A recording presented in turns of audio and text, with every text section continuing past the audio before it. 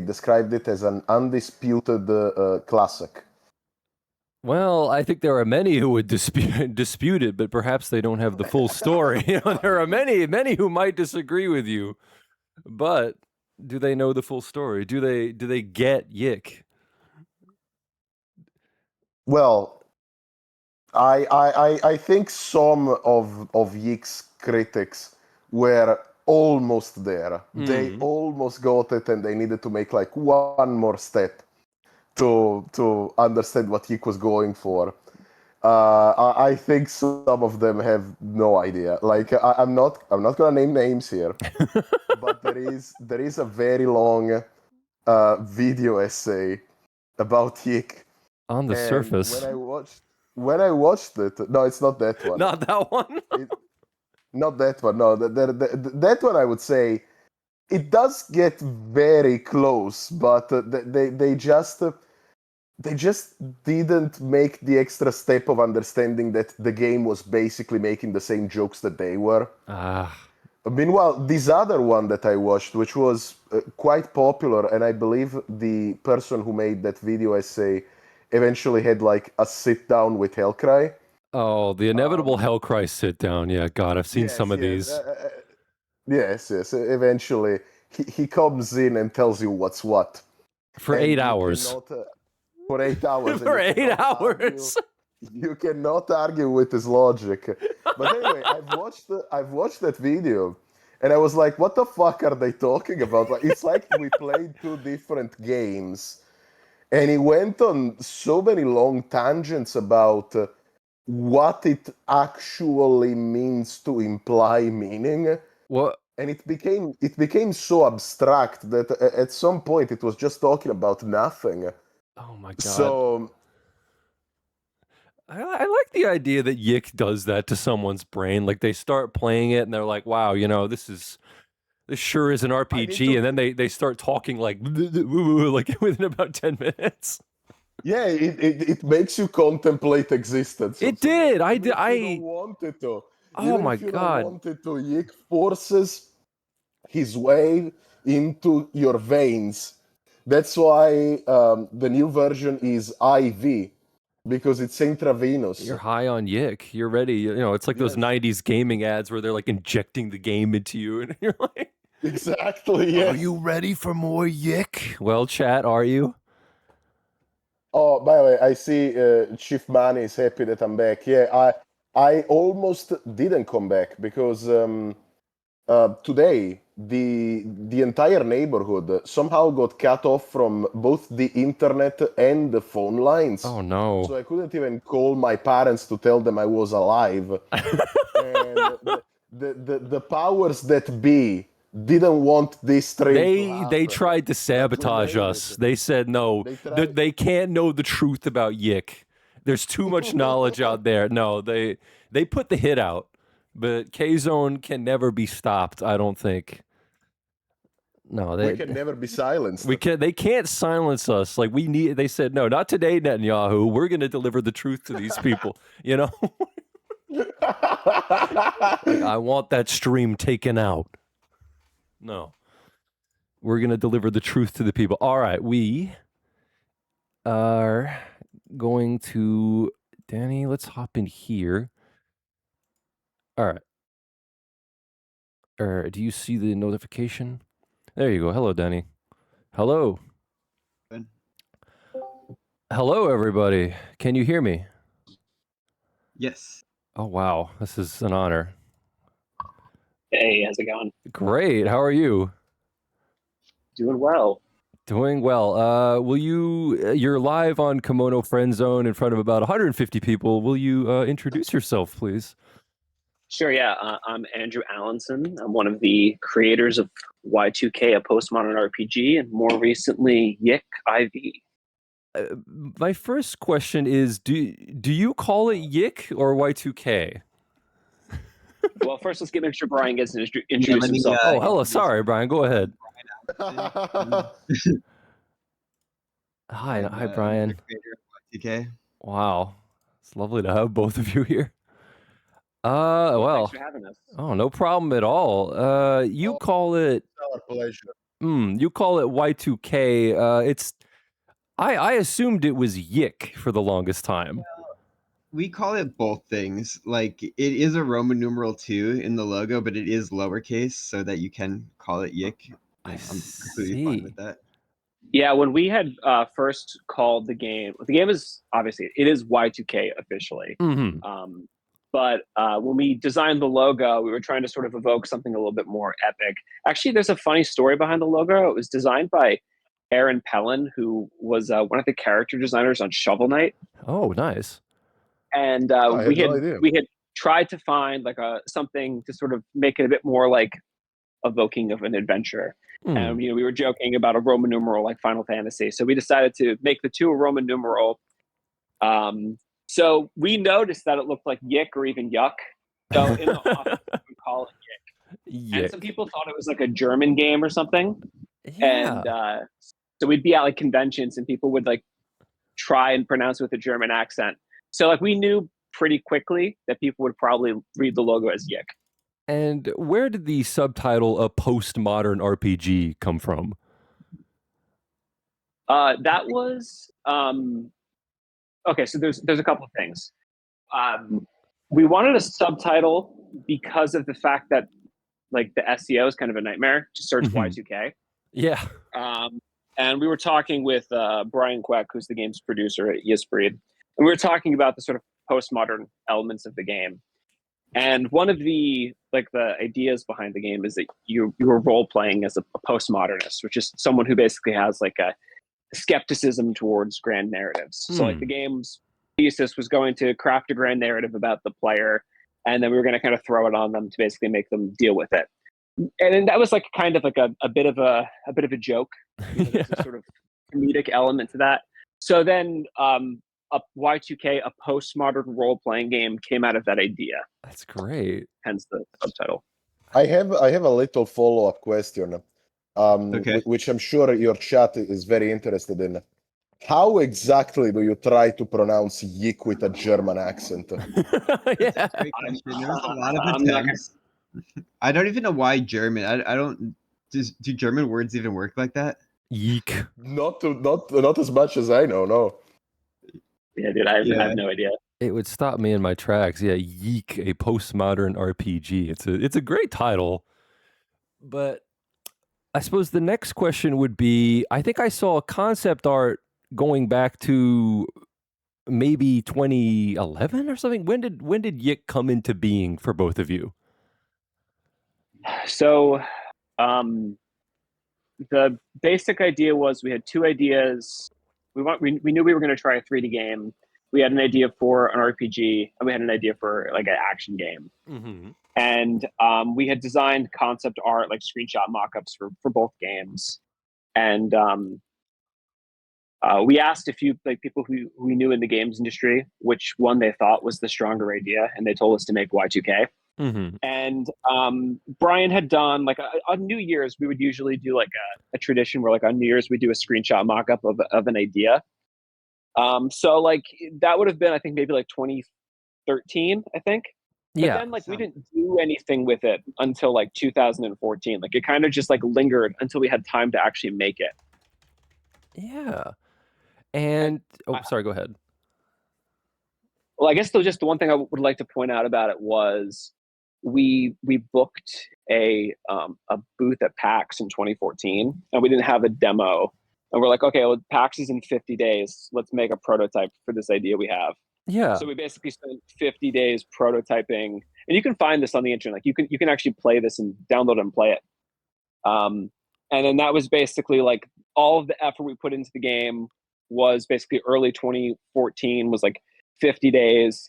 And then it wasn't until 2015 that we had like signed with the publisher, and we were like actively working on the game again. So it's like even though we had the like an inkling of an idea in 2013, 2015 is really the start of development.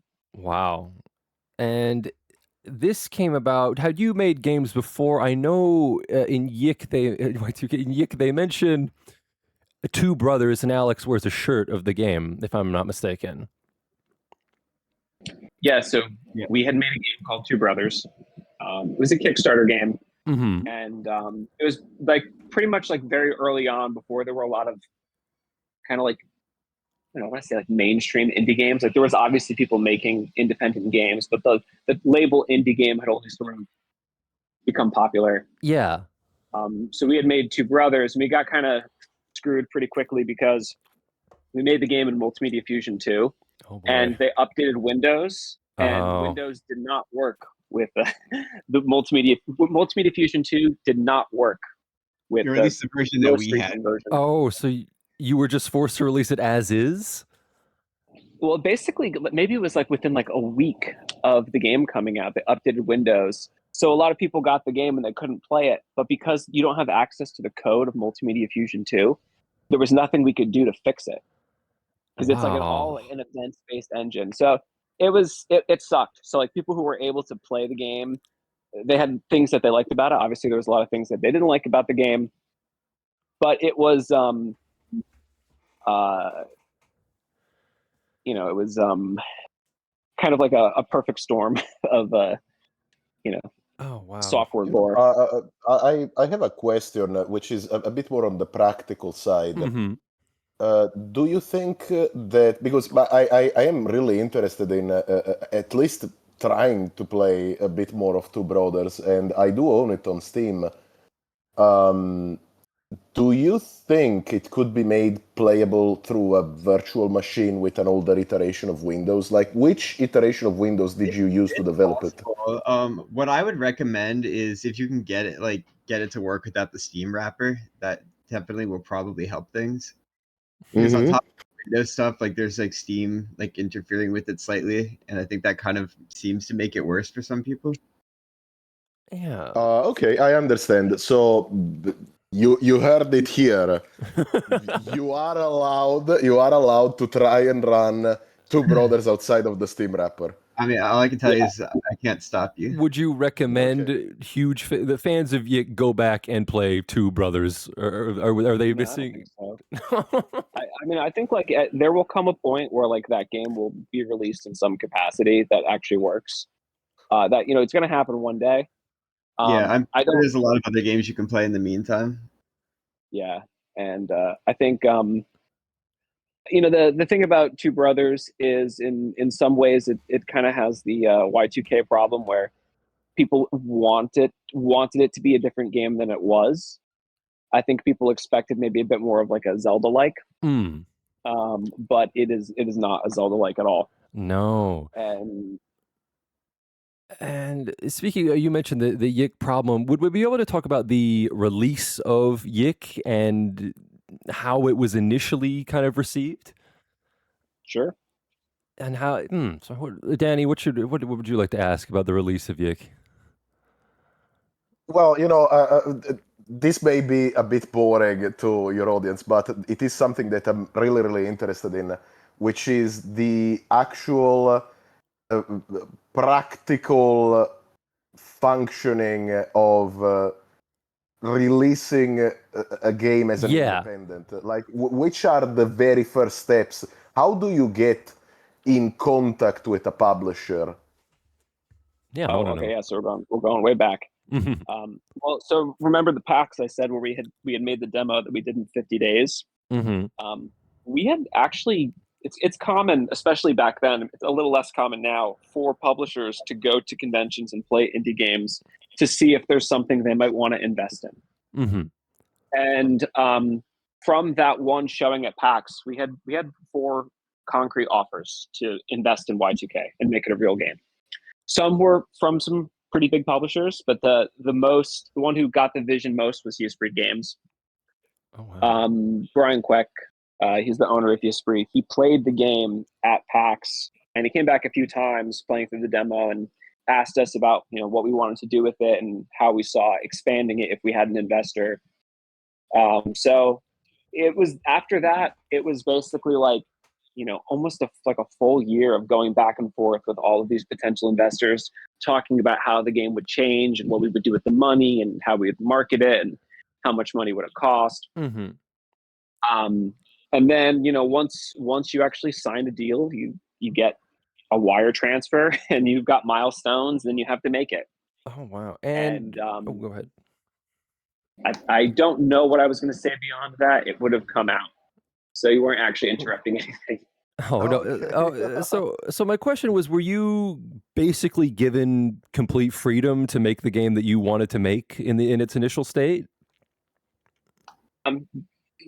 Yes, for the most part. I mean, obviously, like we received like feedback as we were making it, but like the story was set pretty early on. I think within the first milestone, we delivered the script because we wanted to, you know, we wanted to do the game with voice acting. But the problem is when you have like tens of hours of voice acting, you know, it's really like 200 hours of audio that has to be cut up and then put in the game. So that had to be done pretty early on. Wow.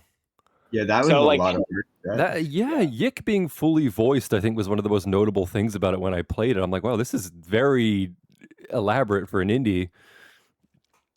Like, yeah, and it was a mistake to do fully voiced for our first like full commercial game. You know, like this was like the first thing we were putting out on consoles, and you know, we were porting the game ourselves. So you know, we're doing it for PC and Nintendo Switch and PlayStation 4 all at once. oh wow. And there was a lot of moving parts. And when you have to like set the story and like the voice acting right away, you can't. There's only so much changes you can make. I imagine it would have been very labor intensive. Yeah. Well, there was no money to do it. The money was spent. You know, you have a $60,000 voice recording budget. If you have to, let's say, do $10,000 worth more of voice acting, where's that money coming from? You can't go back and fix it. Which adds up. employee doesn't get paid? Jeez. Danny, sorry, go ahead. You had a question. Yeah, no, it's okay. I didn't mean to interrupt anybody. No, I have a personal curiosity. I can probably guess the answer, but I would like to know. There are some parts of the game, specifically one of the alternate endings and some side quests that are not voiced. And was that due to a practical concern? Like, is that something that you added later and you thought of later? Or is there some specific meaning as per why those sections aren't voiced? The main thing is we knew we had a certain amount of money we could spend, so we focused on recording the main storyline content. Because, like, you know, like I think it was about, I think it cost $70,000 for all the voice acting in that game. Oh wow! And that was a sizable chunk of our budget. And on top of that, you have to pay an audio engineer to edit the voice acting. So, like, the place where we were trying to be most cost conscious was the voice acting. And oh, sorry, go ahead. There was a trend in like JRPGs for, you know, 60% of the game to be voiced. And it was kind of weird though, because like I saw a lot of people react like, oh, why isn't every line voiced in this game? It's like, well, most RPGs don't have every line voiced. Yeah, especially when we started that game, it was very common that they didn't all, like, not every scene was voice acted. Yeah. No, of course. My curiosity stemmed from the fact of, you know, I tend to overanalyze YIIK, and if I know that came out of a practical concern, I just know, and I can stop obsessing over that detail. Yeah, exactly. How did you go about picking the voice actors for the characters? We had a casting director, right? Yeah, there was auditions. Set up. Oh wow, what's the voice of Alex? Yeah.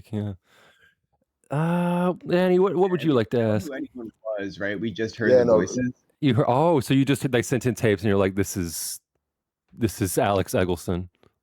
This is my Alex. Yes. Perfect. Yeah, this is my Michael. This is my Bill.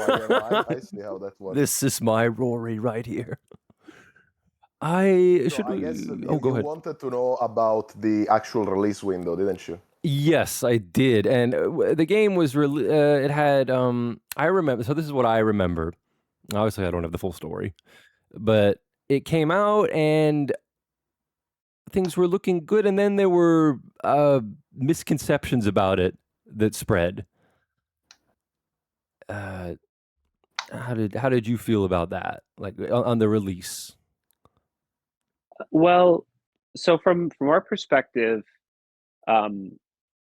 we had been showing the game for quite a few years. Like I think we had like 4 years of showing the game at conventions, and we had shown off the first like hour of the game, and we showed off the Windtown section, and we showed off the cave section, and we showed off Cape Juno, and we had always gotten positive reception from the gamers and from the press who played it.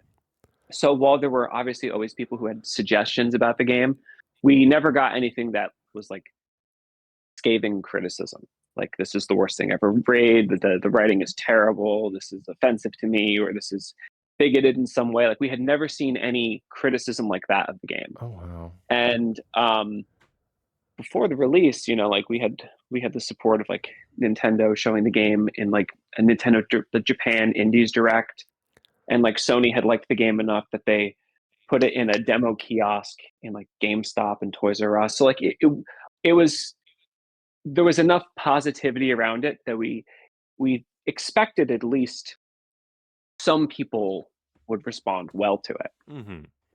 So we were traveling to PAX South, I think, when reviews started dropping.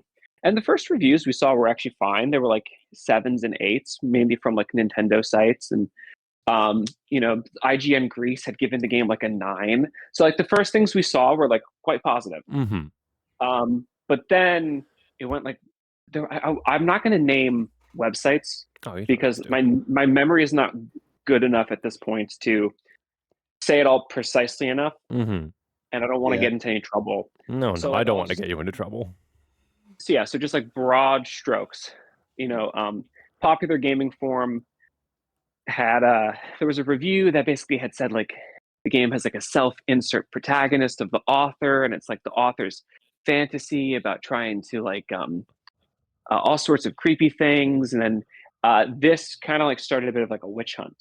And this led to a viral tweet about the game being transphobic because it was like the game asked you what names did your parents give you, because we were trying to differentiate between naming the protagonist and giving us your name. People had said we had done this to dead name players, and that the game had like an elaborate thing that was designed to sort of like make fun of trans people. And this really blew up. Like this was like hundreds, if not thousands of tweets. And that spread very quickly through the industry. Like we had like merch deals set up, and all that stuff like fell apart really quickly. Really? Not because of bad reviews, but because of transphobia. And then like people started like data mining the game and trying to like, they took screenshots and stuff out of context to say that the game was racist. And there were all sorts of just like wild narratives that like came out of nowhere. And this was all in between flights. Really? Like we had like 3 layovers. So like, every time we got off the flight, we're like, well, guess my life's and it's brutal because you couldn't even like we had like no internet to even like try to clear things up or anything. And yeah, and any attempt just made things worse, because any attempt of trying to like say, hey guys, this is not quite what you think it is seen as like proof guilt. You basically have to just take your beating. So all of this is blowing up, and after all of that, did you kind of feel like you had to get off the battlefield for a little while? Yes, but there was also pressure to try and clear things up from people. We got kind of mixed messages from people. A lot of our friends, were basically like, hey, you guys should quit and never do this again. People clearly hate you.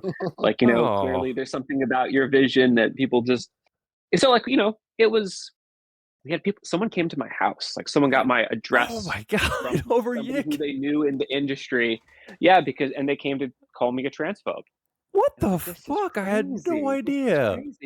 Okay, I had no idea it got That's that bad. insane. I had no idea they actually came to your house. Yeah, so like, I think like when people like had gone on the Dick Masterson show, I think a lot of people like absolutely had no idea of the context of that. So like when they see that the clip they have of that interview, which is like often like misquoted, Yes. they don't realize the context of any of this. They're like, oh, YIIK's that bad game that everyone hated and thought was like the room of video games. This guy was upset about that. And it's like, well, that really wasn't it. That really wasn't what anyone was upset about. It was like the Yes. It was you know, that No, that no, no. The fact particular. that the Oh, go ahead. criticism was being utilized to paint you personally as a bad person, that would be like personally what I would be upset about. That yeah, to make it that personal, that's definitely crossing a line, I think. Yeah, it was Can I like ask weird. you? Oh, There was sorry. like the contents of the game, or the contents that weren't even there. All of a sudden, it was like this like morality thing where it was like we did something to people now. Yeah, and I think the And people once people kind of had their claws out, you had the include the inspiration from the Elisa Lam thing, which I'm sure people projected all kinds of strange things on. well, it's just a major collision of things. Like, because people were reading the game through the lens of a self-insert author, they said, well, the only thing this game could be about is about how the author wants to be with this girl, because that I was told that's what this game's about. And then they would, so Brian and I have never watched a Y2K essay. Really? Just like that's like, it's like listening to a recording of yourself. Like there's something deeply uncomfortable about it. Yeah. But we've heard about them from people. We've heard all the secondhand breakdown. People love to tell me about Y2K essays. Yes. Wait. So you never watched Hellcry's? Hellcry's not getting credit.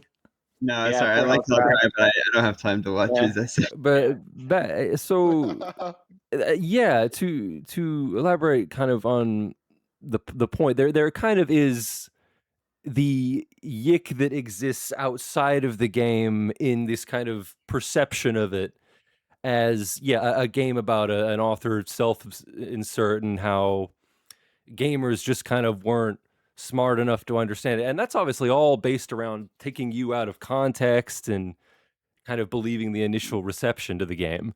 Yeah, well, there's a couple things I'd like to say on that, especially because I'm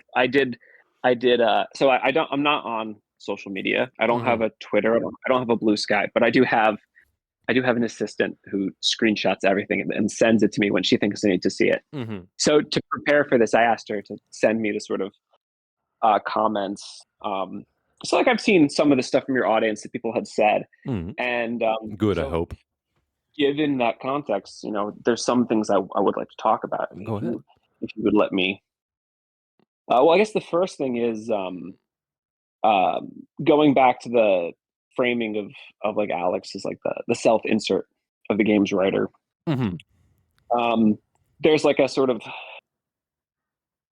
Alex is a type of person who invents headcanon about people he's never met. He's the type of person who singles in on a specific aspect he sees in a figure and then elaborates on that and sees connections across other people he meets, and he sort of forms a grand narrative about his life through these loose connections. And there was a podcast that was pretty popular called Serial, which was about the murder of this woman, Heyman Lee. And she was murdered by a classmate, Adnan Syed. And the podcast was all about whether or not Adnan Syed really killed her. And the host interviews the convicted killer and kind of like falls in love with him. And like there was a Reddit all about Serial podcast. And everyone thought if they just go through the evidence, they can solve something. They can figure out who the real killer is, and they can save Adnan Syed. So I was interested in people who were making headcanons about victims. And then I had heard about the Alyssa Lam story, and I had seen, I used to go on this like Chinese language conspiracy theory forum, and Alyssa Lam had gotten pretty popular on there. And some of the stuff there was really dark.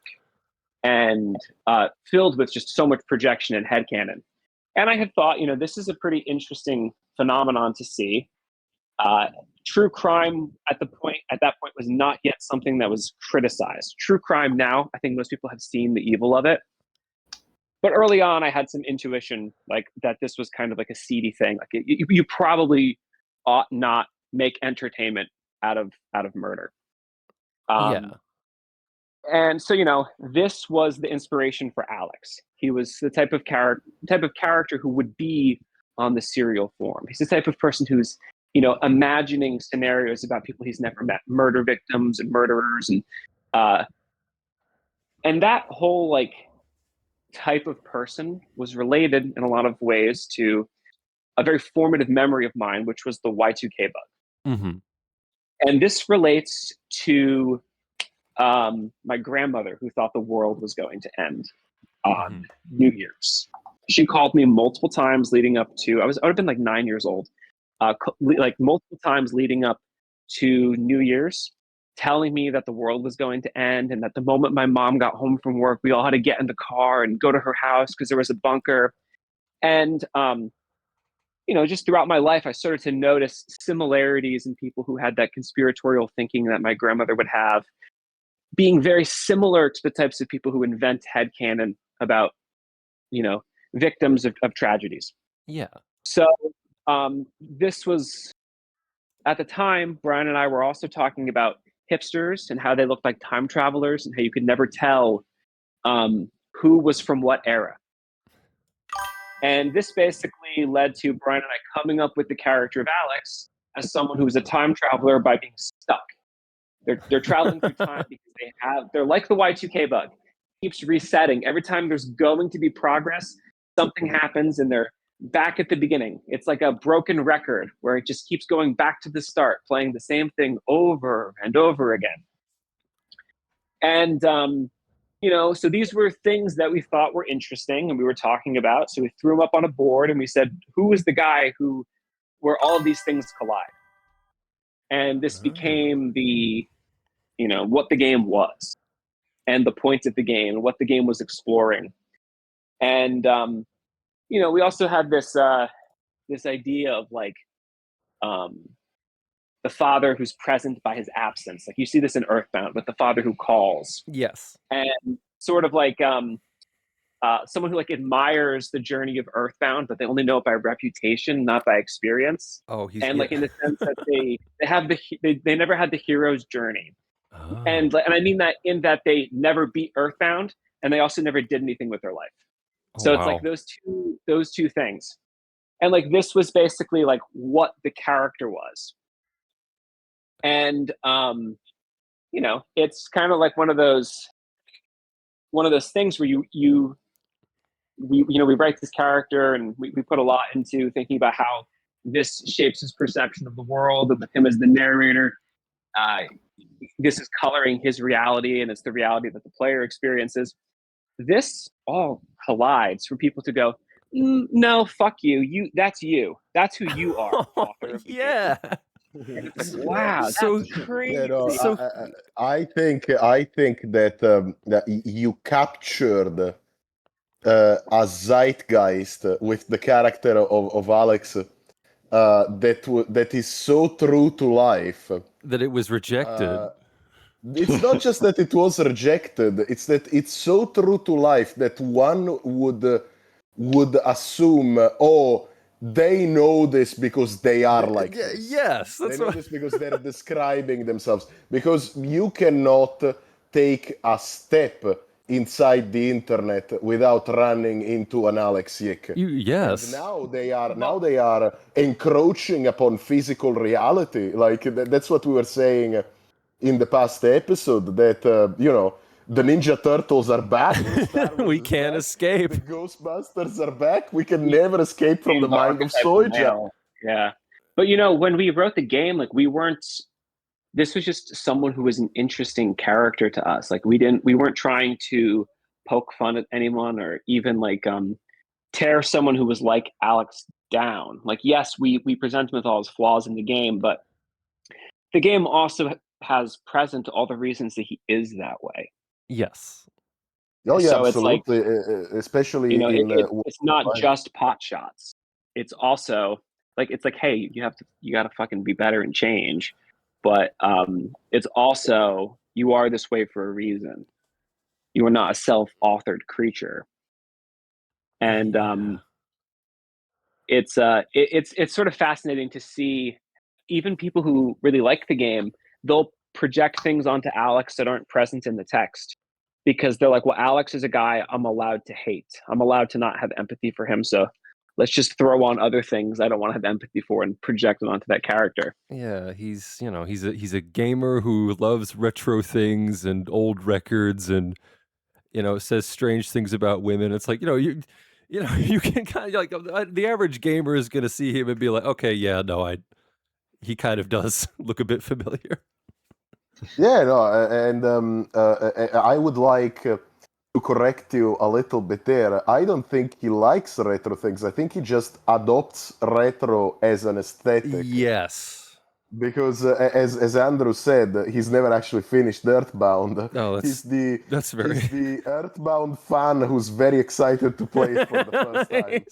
Yeah, and he's also the type of person who knows that Eris dies in Final Fantasy VII and thinks, well, I could fix her. I could save her. I could find the cheat code. I could save her. But at the same time, like, he wears his father's clothing. He has his father's record collection. There's like a sort of like attempt for Alex to be the man like he thinks his father would have been.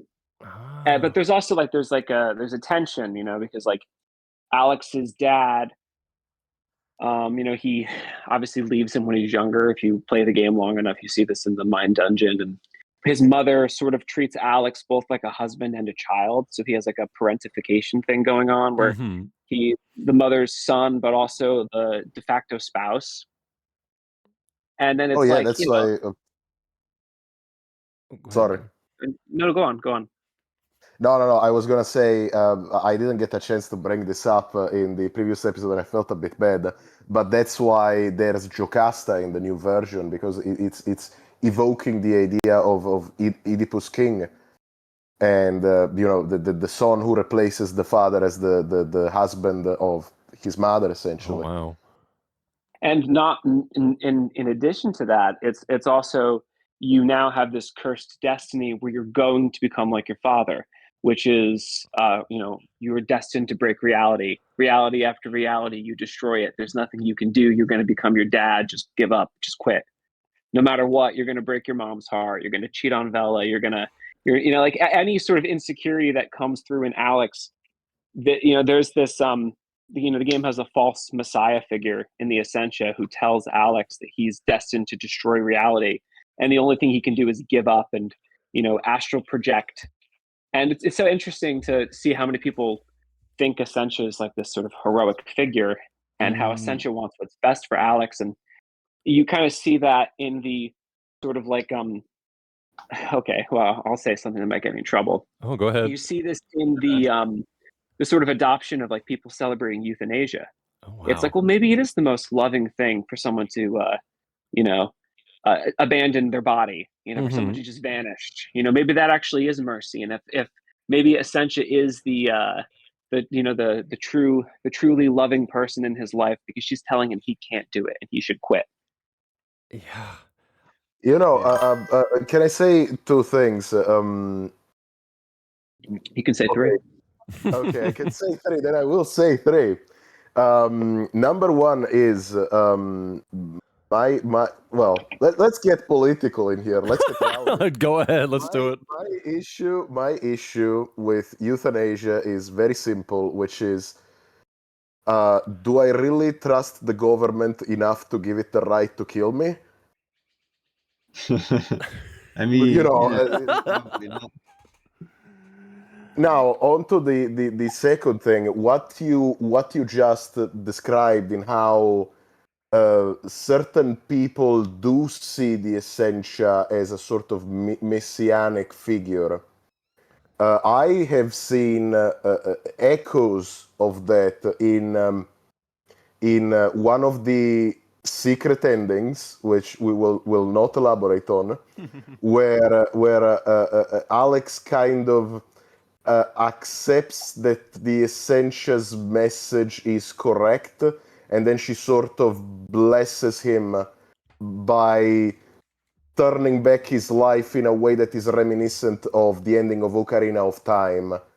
But personally, I see that as another kind of failure. Like, he just imbibes the propaganda that he's telling himself, and then he once again goes back to the beginning and repeats the same story for the millionth time. But what I'm curious about is that's been in the game since the beginning. So was it like serendipity that the perception of the Essentia from the audience happened to match the theme of that ending, or did you suspect that the character would be interpreted that way? It's not. I personally don't necessarily think I expected people to interpret it, but we kind of do things to sort of help you get to that interpretation. If for anybody who got two brothers to work on their computer, we actually have a character similar to this in that game as well, and it like pretty much just straight up is the devil. Oh wow. Okay. It works in a very similar way where like everything about like his like demeanor says don't trust me, then he bends over backwards to be like your best friend in the game, kind of. So it kind of we kind of set up this. Go ahead. And as for the question of do we expect people to interpret it in a certain way, Brian and I, we create for ourselves first and foremost. It takes so many years to make a game that if you're like constantly thinking like, outside of is this fun and like is someone gonna be engaged with this, like you have to be doing something because you find it interesting. There are about 7 billion unfinished indie games on hard drives all over the world, and that's just gonna like grow exponentially because everyone's sitting there going like, if I could just master what this video essay says is a good game, I will never be criticized and everyone's going to think I'm a genius and I'm going to release this perfect thing and I'm going to craft every aspect of this game to make the player feel the exact thing I want to feel. It just doesn't work like that. That's a fantasy. Like that's like a post hoc rationalization of how people who have shipped things are creating. People who are making things are doing it because they find it interesting. It isn't this like a constant thinking about how the audience will react. If you do that, you will never make anything. I mean, you could do a drawing like that or a song, but you can't do a whole game. So a question I wanted to ask you. Oh, sorry, Danny. Could I go ahead? Just Can I make just a quick Okay, go ahead. Go ahead. I absolutely agree with your take here, but there is a sort of I don't want to call it movement, like a collective opinion within the gaming sphere, which sees video games not as a form of art that comes from a creator or several creators, but as a crossword puzzle. Like there is a scientific, technical way of making the video game, the perfect game genre, and as soon as you step out of that very, very narrow hallway, you're doing it wrong. And I just want to say those people are fucking idiots. Okay, so do you guys know anything about how sampling works in music? Yes. So like if you take a wave file and like let's say it's like a long clip of a song, okay, and you sample a large resolution of that track and you play the sample back, you'll just be playing back the whole piece of music as one sample. But if you pick a small amount and play it back, you might just get the drum, or you might just get the bass hit, or just like a vocal chop. The problem with the mentality that Danny's laying out is they're doing large resolution samplings of other people's ideas. They're going, well, this was perfect in this game, and that was perfect in that game. So if I just take all of these different things and put them together, I'm going to have a perfect product. But there's no synthesis. Yeah, that's a good way to put it. And I'd even argue it's getting a little bit like worse now, where I'm actually just seeing people lift entire games, like the entire concept of the game. They change the graphics a little bit, How many but they're people have not made like Vampire Survivors? Oh, yeah, they're not everyone's turning trying now. into Yeah. games How many just people? How doing many it people again. have made Symphony of the Night? Yeah, these shooters as well. Yeah, like because it's not even like it used to be that they would like pick two games and then mix them. That was like, you know, Yeah. They go, what if Metroid looked like Paper Mario? yeah, but now I'm not even seeing the mixing anymore. Now I'm Yeah, just now they seeing. go, what if Paper Mario? What if Paper Is Mario had a yes. gun? To those people, I would suggest that maybe they consider just a little bit longer, like the idea of the game, if they really want to do it, because it will take a long time to make. Like, Yeah. you know, maybe just let it cook a little bit longer. Speaking of how long games take to make, if you were to give like advice to anyone who wanted to make something and actually finish it, like what would you say is the biggest thing? Like, do you just have to have like a North Star that you're heading towards the whole time? I think you have to be a little bit comfortable working on the parts that aren't fun, but you also just kind of have to know how to finish something first. So like I don't like the advice where people say, oh, make a tiny game first, like big games too. Like if you're interested in big games, make a big game because you're probably going to finish that instead. But at least make something that is like complete. It doesn't have to be like your big thing, but maybe make a tiny game that is like a level or two, has the title screen and credits, just so you kind of feel what that whole creation process looks like. Yeah. You know, have Yeah, I a way think to, like, let's say, win and lose. you need to know what the smallest unit of your game is. Like what is one section? If it's an RPG, what does one dungeon feel like with combat? What does it feel like to hit a boss? You need to make that first. And then once you've completed that, you need to know how many of those you have in you, and then you tailor your scope to that. That's a good And way to do it. whatever you think you can make, cut it in half. And then basically every 6 weeks, cut the idea in half and just constantly water it down. So like anyone who's played IV knows that IV is like 1,000 times better than 1.0. All the new story content's better, the combat's better, all the new dungeons are better, the new cutscenes are better. And one of the things that we got to do with this version was to constantly reduce and cut back the scope. You know, we wrote out like for each character, so like for Nameless, for Michael, for Kasagi X, for Surreal, we wrote out basically like 20 scenes. Like, what is the story we want to tell in these 20 scenes? And then we reduced it to 15, and then we reduced it to like 8. Oh, wow. And then like every single time we just kept saying like this hits all the points that we want to hit. If we could compress these ideas further and make them tighter and more compact, how would the game look? And you know, that's why we were able to basically make double the content of Y2K in like just under 2 years, as opposed to like the 5 years it took to make the original. So to follow up on that, we could probably start talking about IV. The kind of I'm sure the idea most people who haven't played YIIK or have only seen like video essays about it would have about IV is this is kind of the redemption arc attempt. The kind of like I imagine like, you know, you two kind of in a bunker somewhere building this thing and being like, no, we're gonna fix it, we're gonna do it right. But obviously that's not the case, is it? No, not really. No. Well, okay. So like, I guess what I'll say about it is, we had things that we wanted to fix about the original, things that we wanted to be stronger, things that we knew we could do better, but we really wanted to make a new game. We made a prototype for our next game, and it was actually quite fun, and it actually had a really good addicting gameplay loop. But cutscenes for the story that we wanted to tell were kind of insurmountable. So we said we need to get better at producing cutscenes. So we started making. We had this idea that we would update Y2K with some improved cutscenes.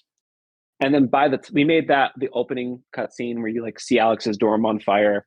And after we had finished that cutscene, we're like, oh, okay, well, maybe we could, add some stuff from Michael. And we got excited about the idea again.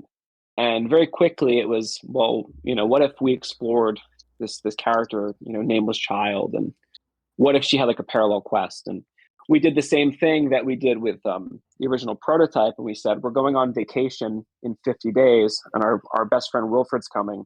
Why don't we try and see if we can make all of Nameless's quest in 50 days, so when we see Wilfred, he can play through it. And we did that, and we made all the cutscenes, all of her gameplay for her first quest in about 50 days. And then we're like, well, if we're going to do this, man, it kind of needs a new battle mode. And at that point, we were having so much fun doing it that, we talked ourselves into it. I see someone had asked in the chat, was Y2K enough of a financial success to warrant IV? And was it like work/money intensive? So this is related to, I think, the thing you asked. So I'm going to answer this as a group. Y2K made its money back in its first year. Really? So Y2K was profitable pretty quickly. So we were basically able to live off of the Y2K money throughout the entire duration of developing IV. But then once we started doing some streams where we talked about the game, and we started getting like a nice, pretty tight-knit community around it. Sales actually picked up when people knew that we were making it. And we continued to be able to fund IV. And then IV made the investment that we put into it. I think we made it back in maybe the first 2 weeks of IV being out. Wow. So both Y2K and IV were profitable for us. I think that there is a sort of wrong perception in the public about the actual economics of indie gaming, because the only stories you really hear about are like rags to riches story, like Scott Cawthon became a billionaire for making Five Nights at Freddy's, but he had to work as a truck driver before. But I believe obviously there exist realities in the middle of or he's poor forever or he suddenly becomes a millionaire. There exists something in between where you can live off of your work, and something not being a critical darling and a million seller doesn't make it a failure. I think that when a lot of people imagine themselves being a game developer, and I'm getting this exclusively from the way people have talked to me about the thing I've made, that their fantasy is they release it and everyone says they're amazing and that they love them and that they've saved the world and the thing they made healed everyone's childhood trauma and people are no longer sexually repressed and everything is great now. Yeah. But Brian and I come from poverty. Like we actually did grow up quite poor. And, so our expectations of how much money we need to have always been pretty reasonable. So I don't think we ever had an extreme hope that you would release something and it would be this huge hit. We were happy enough making $50,000 a year while we were developing the game. Yeah. From what we came from, that was a lot of money to be making that per year to develop this game for 5 years. So if you think that your game has to make $10 million for it to be a success, maybe you need to work on humility and your relationship to money, and it's really all I can say on that. I mean, I probably wouldn't do this for money. That would probably be my recommendation. Yes, there's better ways to make money. Way better ways to make money. Developing a video game. You can beg for donations on KEMONOFRIENDZONE. That's a way to make money. Oh, I wouldn't recommend that. Well, I'm gonna do it anyway. You can't stop me. Now, Rocky, do you have a question, or can I ask something? My question, my question would be, how was YIIK received in Japan? Because I've noticed it has quite the fan base over there. I don't think there's like a ton of reviews in Japan, but the game sold okay in Japan. I think in the beginning, it was probably maybe a little bit more popular in Japan, at least maybe a little bit more positive. And then, like, as the game has been out, like the demographics of where it's been purchased most has shifted. But like, it definitely, because it didn't have controversy in Japan, the main complaints are like, normal complaints about the game. Yeah. They're less what's a good way to put this? They're less moralizing. Yeah. I have a good question in the chat. Obviously, there's been a huge, quote unquote, ironic obsession with YIIK. How do you feel about that kind of obsession with games that are infinitely less interesting and more cynical? For example, mascot horror. I don't really care. I mean, people can like things how they want to like it. I don't think you don't get to police how someone engages with the thing you made. As long as you purchased the game or at least bought a piece of merch from it, obsess about it in any way that you need. And the point is that you bought it. Yeah, obsess to your friends too. They want to hear it. Danny, do you have a question? Yes, I wanted to ask because I remember this was talked about in the Discord, and I don't know if you've talked about this publicly, but how much of IV is kind of realizing things that you already wanted to do originally with the game, and how much is new ideas that sprouted after the first version was released? Well, the cutscenes, how they're directed and made, that is, when I was writing the script, that's how I pictured it. I pictured it with that sort of style. But like, yeah, I would say the specifics of how they were directed, like, we kind of knew that once we started making them. It wasn't like planned like so far ago, but we knew we wanted animated cutscenes the entire time. Yeah, and sort of seeing the characters move on screen the way they do was what we had hoped to do. But like, by the time, especially because the script was so big, first off, okay, you can't really write a game script as it was a mistake for how the script was written, where it was written basically in isolation from the game because there wasn't that much of the game made. And when you read the script start to finish without the game in the middle interrupting it, it works better than it does in the context of the game. So like, if you were to just read the script, you go, okay, yeah, I see what this is going to be. But when it's broken up with gameplay, the rhythm isn't quite there if there's no cutscenes. A lot of people play IV and they go, oh, they changed all this dialogue. And it's like, the dialogue is exactly the same. It's just presented better. And when you are only reading it with the sort of like visual, not novel style cutscene, if you're not really engaged in the story, the directing of those scenes can't make you think about it in a specific way.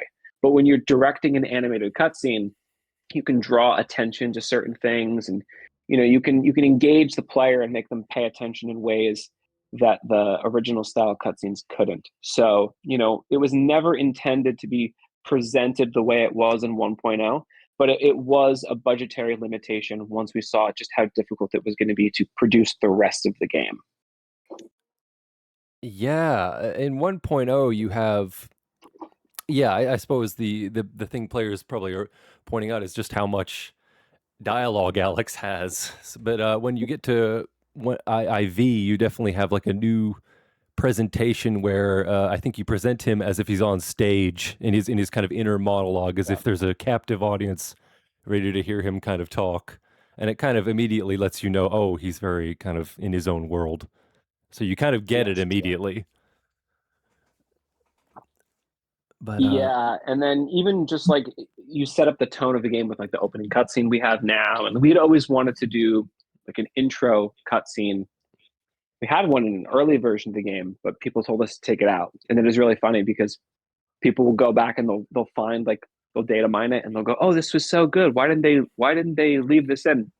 And it's like, well, actually, someone wrote a review, a preview on Destructoid, and said that had to go and it needed to be cut because it was way too long. And we actually just listened to all the criticism we got while we were making the game, almost undiscerningly, which is ironic because the game has a reputation from having not listened to any criticism, and it's like actually the opposite to its detriment. Yeah, I think in some cases, like actually doing that was maybe not smart, and I probably would just nod my head and then try to figure out what was really going on, rather than just implementing the suggestion.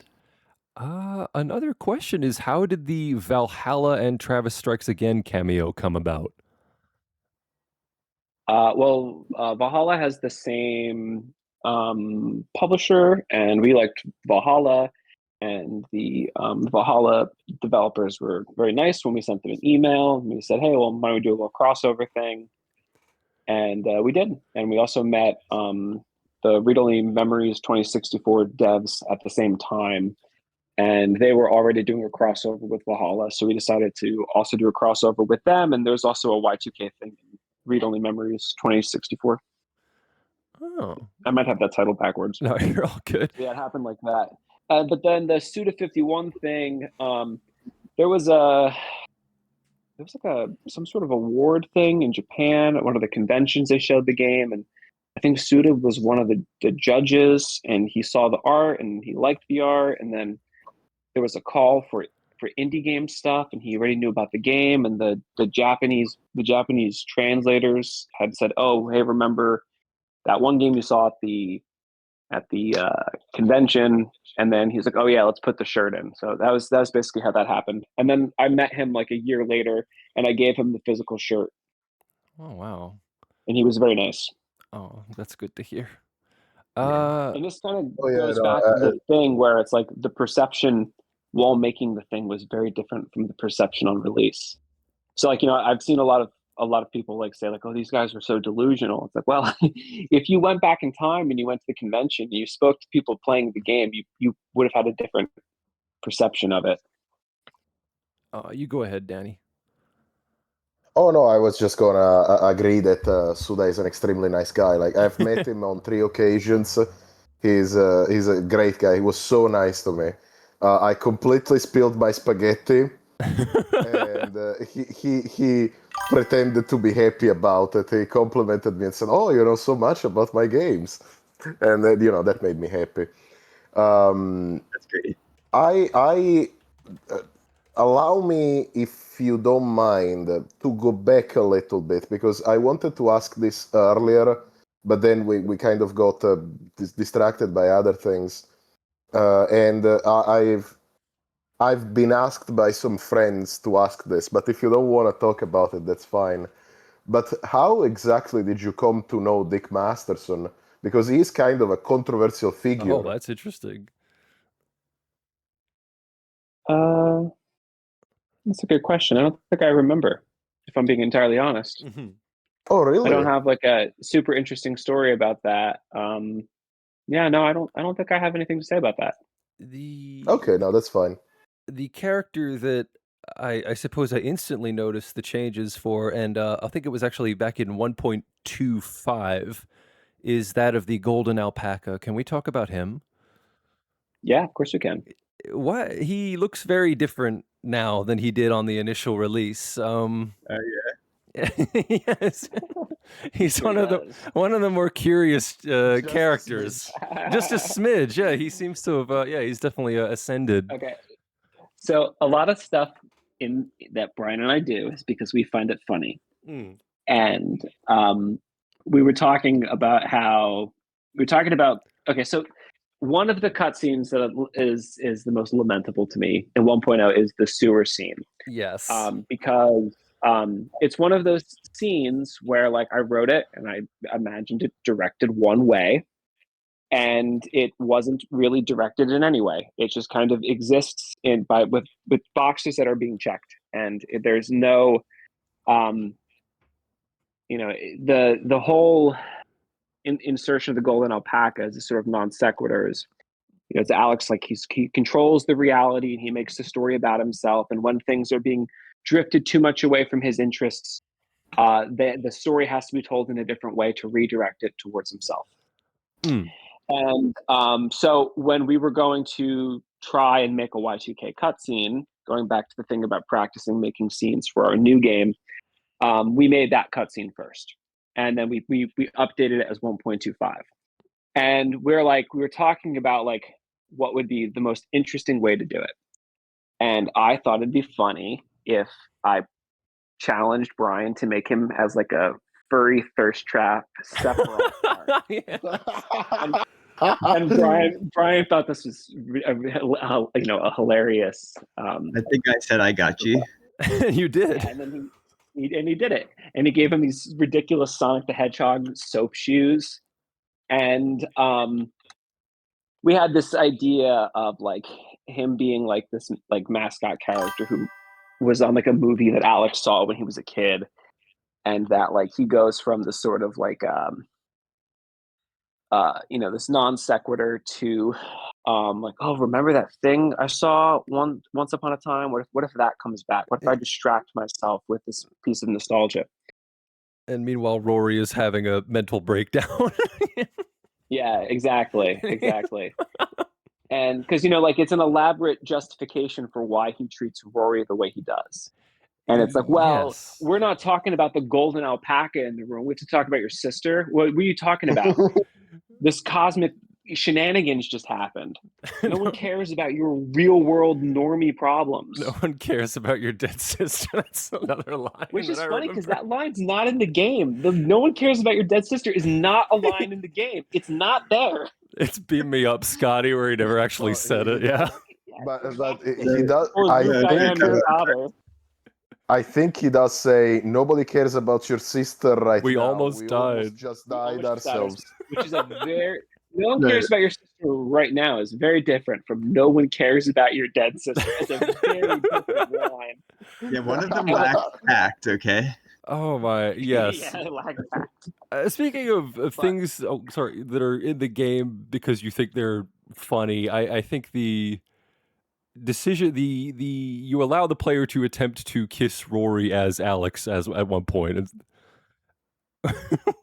Well, there's more to it than it just being funny, but it is funny. But like Alex is the type of person who has a warped sense of intimacy. So he thinks that anytime someone's being vulnerable, it means that he has to kiss them because that's how it is in media. When people have a connection and someone says something vulnerable, that's usually the scene where characters kiss. He does this with Vela as well, yes. Exactly. And also with Vela in the Essentia. So it's like he's the guy who thinks like, well, this is how it is on the TV. You told me the sad thing and I listened to you talk, so now we kiss, right? Leads so to is Alex an incel? What do you mean? Alex had multiple girlfriends. He tells you all about them. What are you talking about? Is he? Yeah, that says. By the way, I have noticed. I've read Deviation Perspective. I bought Michael's diary, but I haven't read that yet. I haven't had the time, and I am looking forward to reading Onism Man at the Center, but I don't want to go through a Discord chat to do it. So I'm waiting for yeah.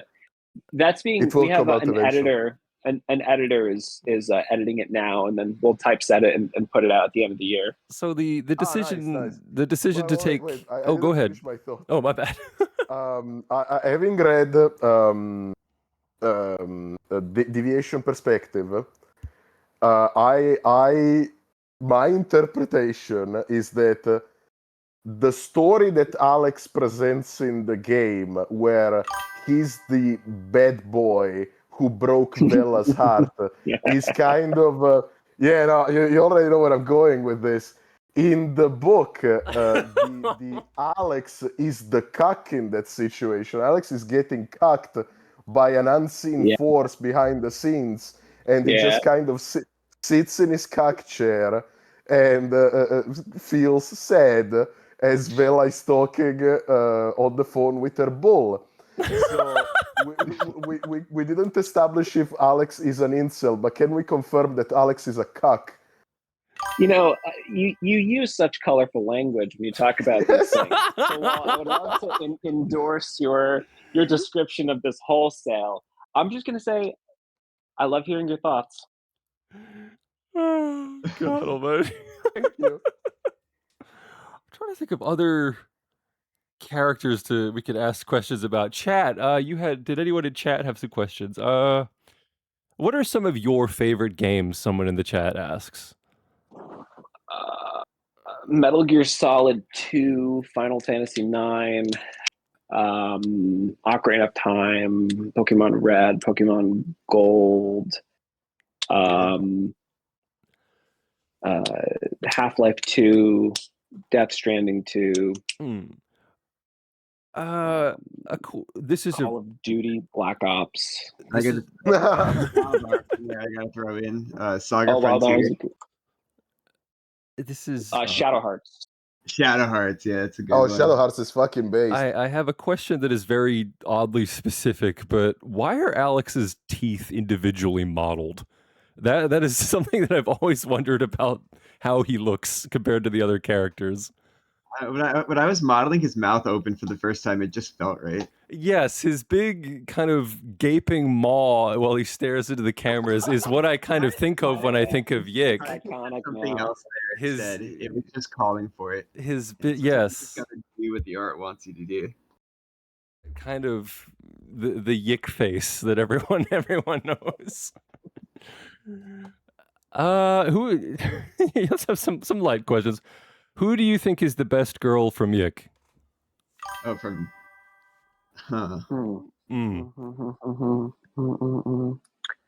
Probably Asuka. Asuka's a of IV character. Yeah. Oh wow, yes. You answer too. you want to know my opinion? Danny, your thoughts? Okay, I'm a Vela guy myself. Vela's pretty. Yeah, Vela's nice. Based in Alex build. I'm a legsman. Speaking of Vela, another famous line from Alex is, "You look vaguely ethnic." Which how did that line come about?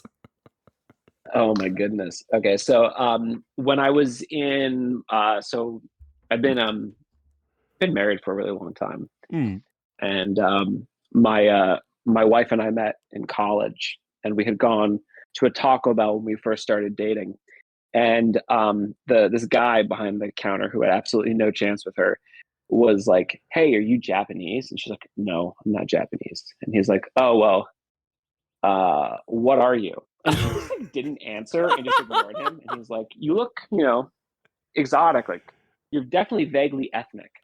Wait, this was a real thing that happened? Yeah. And we joked about it for years. So I wrote it into the game when I was trying to think of like cringe shit. Oh my God. For Alex to do. Oh, that's great. Yeah. Back to the but the best girl, yeah, I'll go with Vela too. I think I like the robot as well. Vela gang, yes. Someone said, "How old were the devs when we started making the game?" I was born in 1990, so you can figure that out. And Brian was born in 87. Yes. How do you Discourse Stew says, "It seems that YIIK has been widely misinterpreted. I know I definitely read it uncharitably. How do you, without being overly didactic, signal to an audience when something is to be read critically versus taken at face value that a character in the game is cringe and not the game, so to speak?" You're asking this is that's okay. I was almost extremely. It's well, first off, like the game is like called Y2K, a postmodern RPG. Like if you don't get that, like this is a kind of silly game in some way, like you either are so like Jordan Peterson pilled that like you hear the word postmodern and you start like convulsing, oh no, or you have like you already have a read going into it that someone else has presented you. I think that like there's a lot of silly shit that happens in the game that if you don't realize that it's the tone of the game is not it's even the drama is melodrama. Yes, the Rory's mother being a leg, which It's not crime and punishment, people. great gag. That's a joke from The Graduate. It is, yes, the Rory's mother being a leg. Yeah, no, I thought that was Yeah. really funny. Somebody in the chat I mean, asked... and obviously in The Graduate, like the woman isn't a leg, but No, No, obviously, she's the point seductive of the with her joke. legs. Yeah.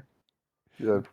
Do you expect No. the average gamer to have any literacy and critical thinking skills at all? I mean, no, because I wasn't thinking about them. I was just making the thing that I thought was cool. honestly, when I picture like the audience for the game, I'm picturing a single person playing it, but nothing specific about them. There I am. That's you. That's Danny, actually. Yeah, he became YIIK man.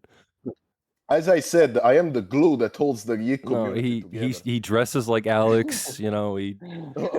I dress like the character, my favorite character from YIIK 1.5, which is Danny Datali. Yes. Brian probably doesn't even remember modeling me, but No, Brian modeled me. That the people that I did model and put into the game, those are the faces that I remember. Oh wow. Yeah, I'm the Jewish guy in the sunglasses.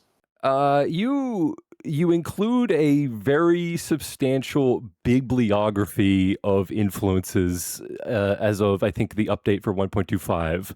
The first of which is the dictionary. Is there something a little bit like, okay, here you go about citing the dictionary? Oh no, I think that at this point, games have so many references to them; they should be held to the same standard as all college essays. So I think that if you don't have a reference page in your game, you're a plagiarist.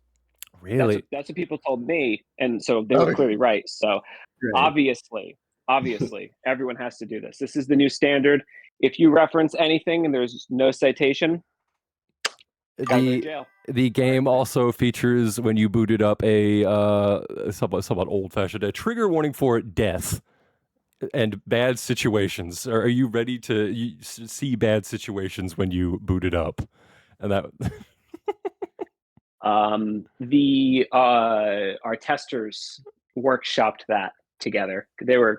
Some of them were quite sensitive to the content of the game originally. So we said, hey, what is it that you would have wanted to see? Like, what is the warning you would have needed going into this? So we let them basically write it and all fight over it for like a year, and then what they all agreed on is what we put in the game. Yes. So shout out to them for workshopping that one. The risk with those kind of warnings is that they end up spoiling what the event is. So you can't exactly say like, oh, there's a trigger warning for suicide, because you're lampshading the fact that a suicide may happen later in the story. Yes. Can we talk about? I agree with that. I think that is definitely a good criticism of the content warning in the game. But once again, there are certain things that become a standard and then like not the hill to die on. It's like, okay, like if this is the thing that people are gonna, if this is like one less nail when they're crucifying me, fine. If it stops, you're gonna do it anyway. In the email, yeah, fine. Here's the warning. Yes, the scene, I believe, spoiler alert, is that Rory can die if you neglect him, if I'm remembering correctly.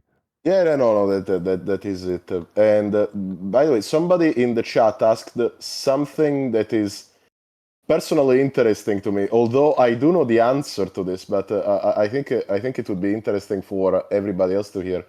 Somebody asked how much Scott Pilgrim's DNA is in YIIK. That's, yeah.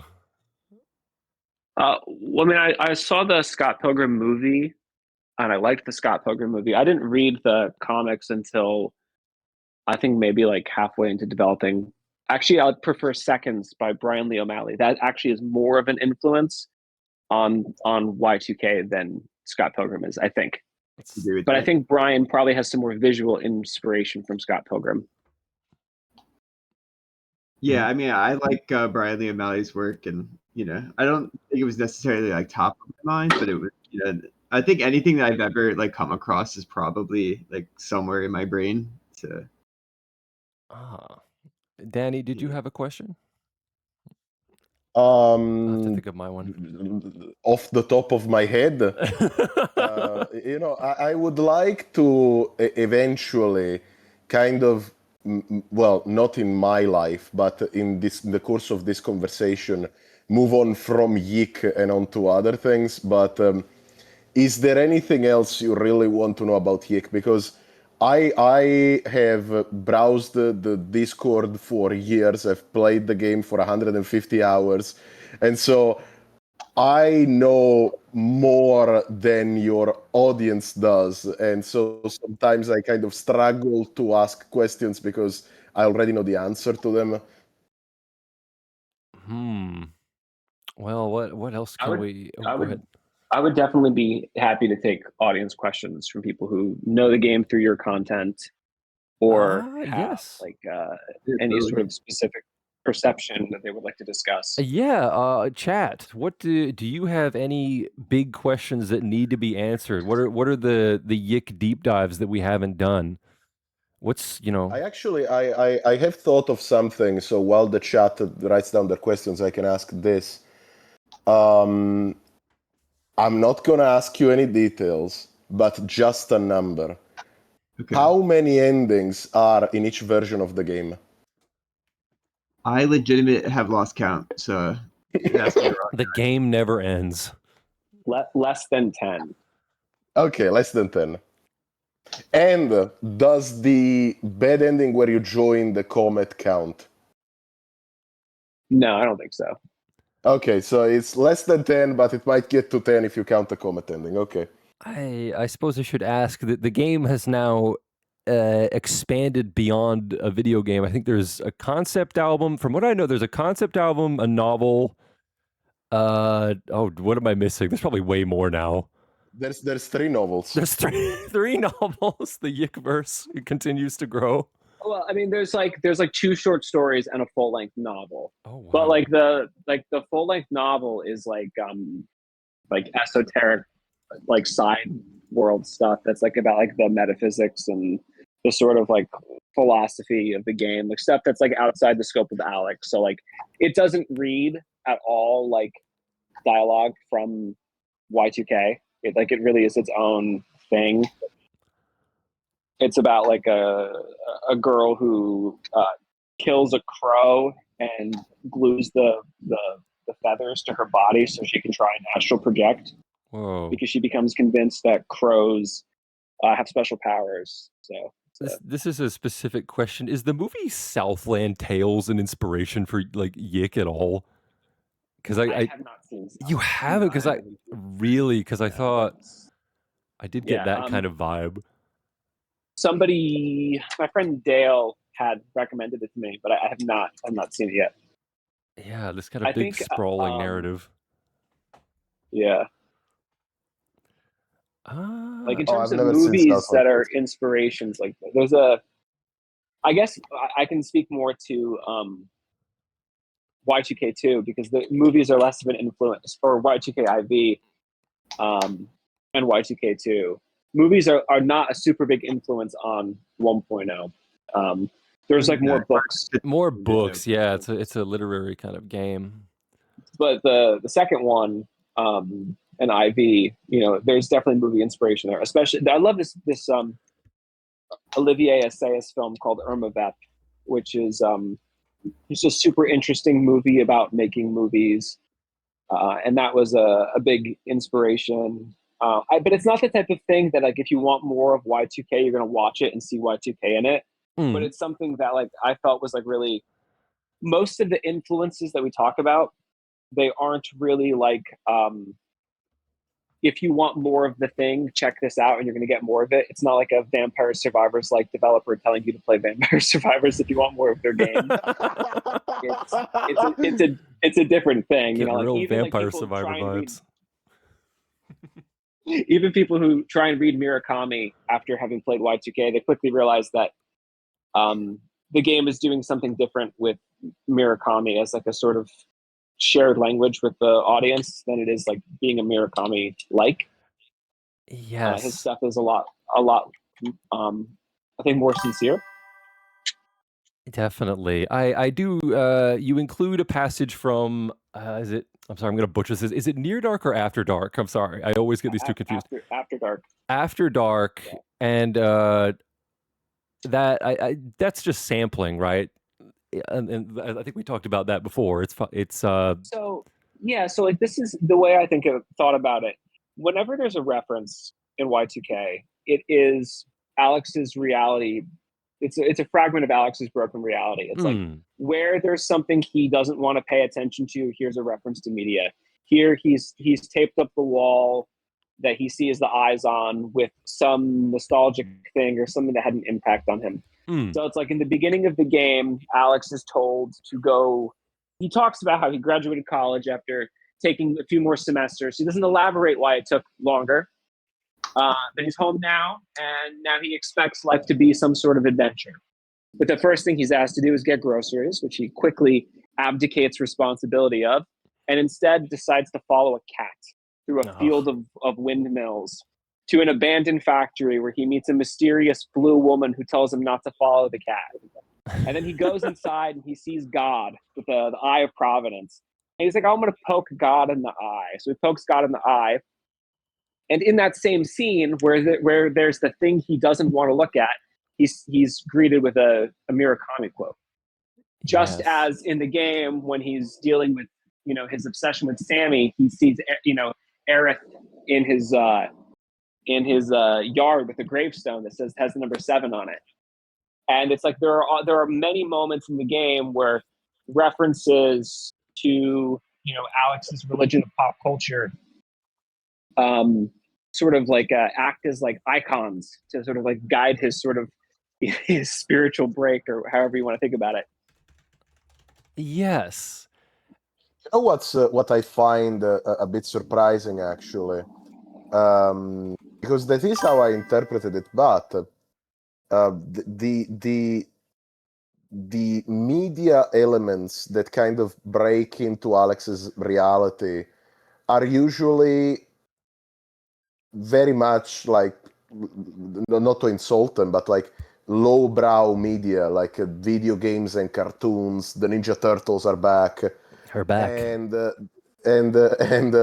Murakami quote kind of sticks out to me because I wouldn't imagine that to be something that Alex would be into. Well, okay, so I think that's interesting. I think I need to tell you a story then. So when I was in college, this would have been like 2 years before I made Y2K. I had mysterious kidney failure, and they never figured out what was wrong with me. And I was like losing an extreme amount of weight. I was unable to eat, and I was missing a bunch of classes. And I had met this lovely couple who had told me about Murakami, and they had said that he was like this great genius author, and he had this new book 1Q84 coming out, and I had to read it because he was going to change my life. So while I was sick, I read the book, and when I finished the book, like actually finished the last page, my symptoms went away, and I was able to get out of bed, and I went down to the cafeteria, and people were like, "We haven't seen you for days," and we all thought you were dying. And then I was like, I got to tell you about this book I just read. And somebody overheard me talking about it. This guy who was like a hipster type. He's like, "Oh, we have a book club on campus, and you got to come and talk about Murakami. We've been reading through all of his work." So I go to the book club, and every single person there had some, like, pardon my language, schizo story about how Murakami like knew their dreams and he was writing their innermost thoughts, and about how they had all these synchronicities with Murakami's work.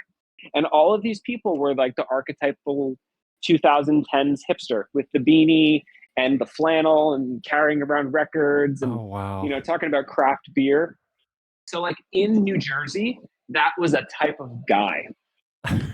So like, Murakami actually does have a pretty big millennial hipster fan base. And, it's probably not true in every country. Murakami is also a really famous author in Japan. So I also think that might be the reason that some Japanese people maybe understood the game in a different way than the US audience did. But that is a type of guy. So I can see why you might think that, especially because the sort of gamer archetype now is not literary, but that was different in 2010. Oh yeah, well, thank you for clearing that up for me. Yeah, the modern gamer archetype, you can't get them to crack a book if you throw it at their faces. Like, It's funny how No, they it's don't read. No, speaking of gamers kind of expect sort of a fantasy when they play a game. Do you think part of maybe the reason why gamers responded to YIIK the way they did is YIIK trying to deny them a fantasy or hold them accountable or that kind of, I don't want to say that, but like I don't know. I think a lot of gamers, the consequences, maybe. the consequences of indulging. Yeah. I don't think I realized how many people, when they play a game, they think of that the character is them. Like they think that like if something happens to the protagonist, the developer is saying that this is true about them. It didn't occur to me that people had that relationship with games. So I think that in some ways that might happen, but that was out of ignorance. Like I had no fantasy like, oh, I'm gonna find some loser, some absolute, yeah, we're gonna get him, subhuman fool. And I'm gonna roast them. No, that wasn't there. Right. Like, I don't think we were like intending to talk to like an audience in a very specific way. Like, you need to learn this lesson. Like, I think that because when you're on the development side of games, you don't necessarily think of yourself as the character. Like, the character is like a guy, a type of guy. Working. Yes. Well, like it's a thing that I have to make work and function. So like I don't necessarily put myself in the player. I think that's a blind spot. To you, Alex is like T-posing and spinning in like 3D, and for me, the player. I think now I'm definitely going to be aware of that in the future. Yeah, because my first thought is Alex gets off that bus, and I think, oh, I have to be this guy. Oh no.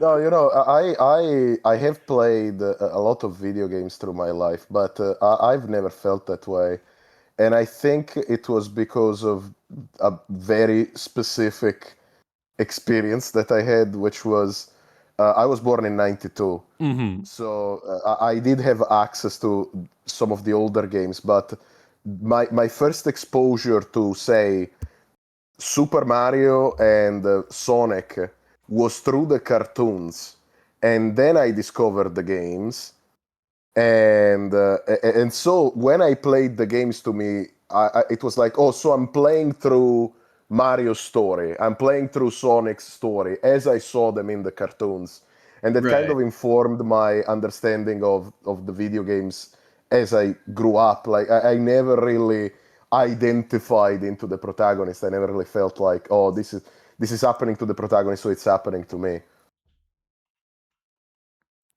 Yeah, I do think most gamers would say, what do you mean Alex destroys the world with his negligence and his like indulgences? Am I bad too? But we talk a little bit more about 1.0. The most I suppose the most changed element would be the combat system. Were you initially unhappy with the combat system in 1.0?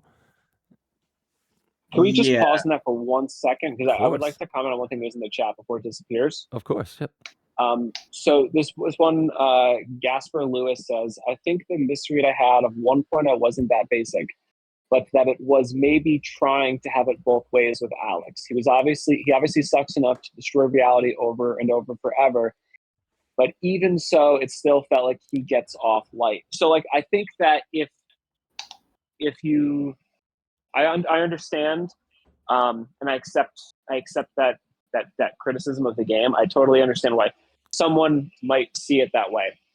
But when you think about the main theme of the game being Y2K, which is this reset to an earlier date, you do have this idea that he is looping forever through this problem, and the only way someone can keep making the same mistake is if every time they get to the climax of the mistake, the repercussions aren't that bad.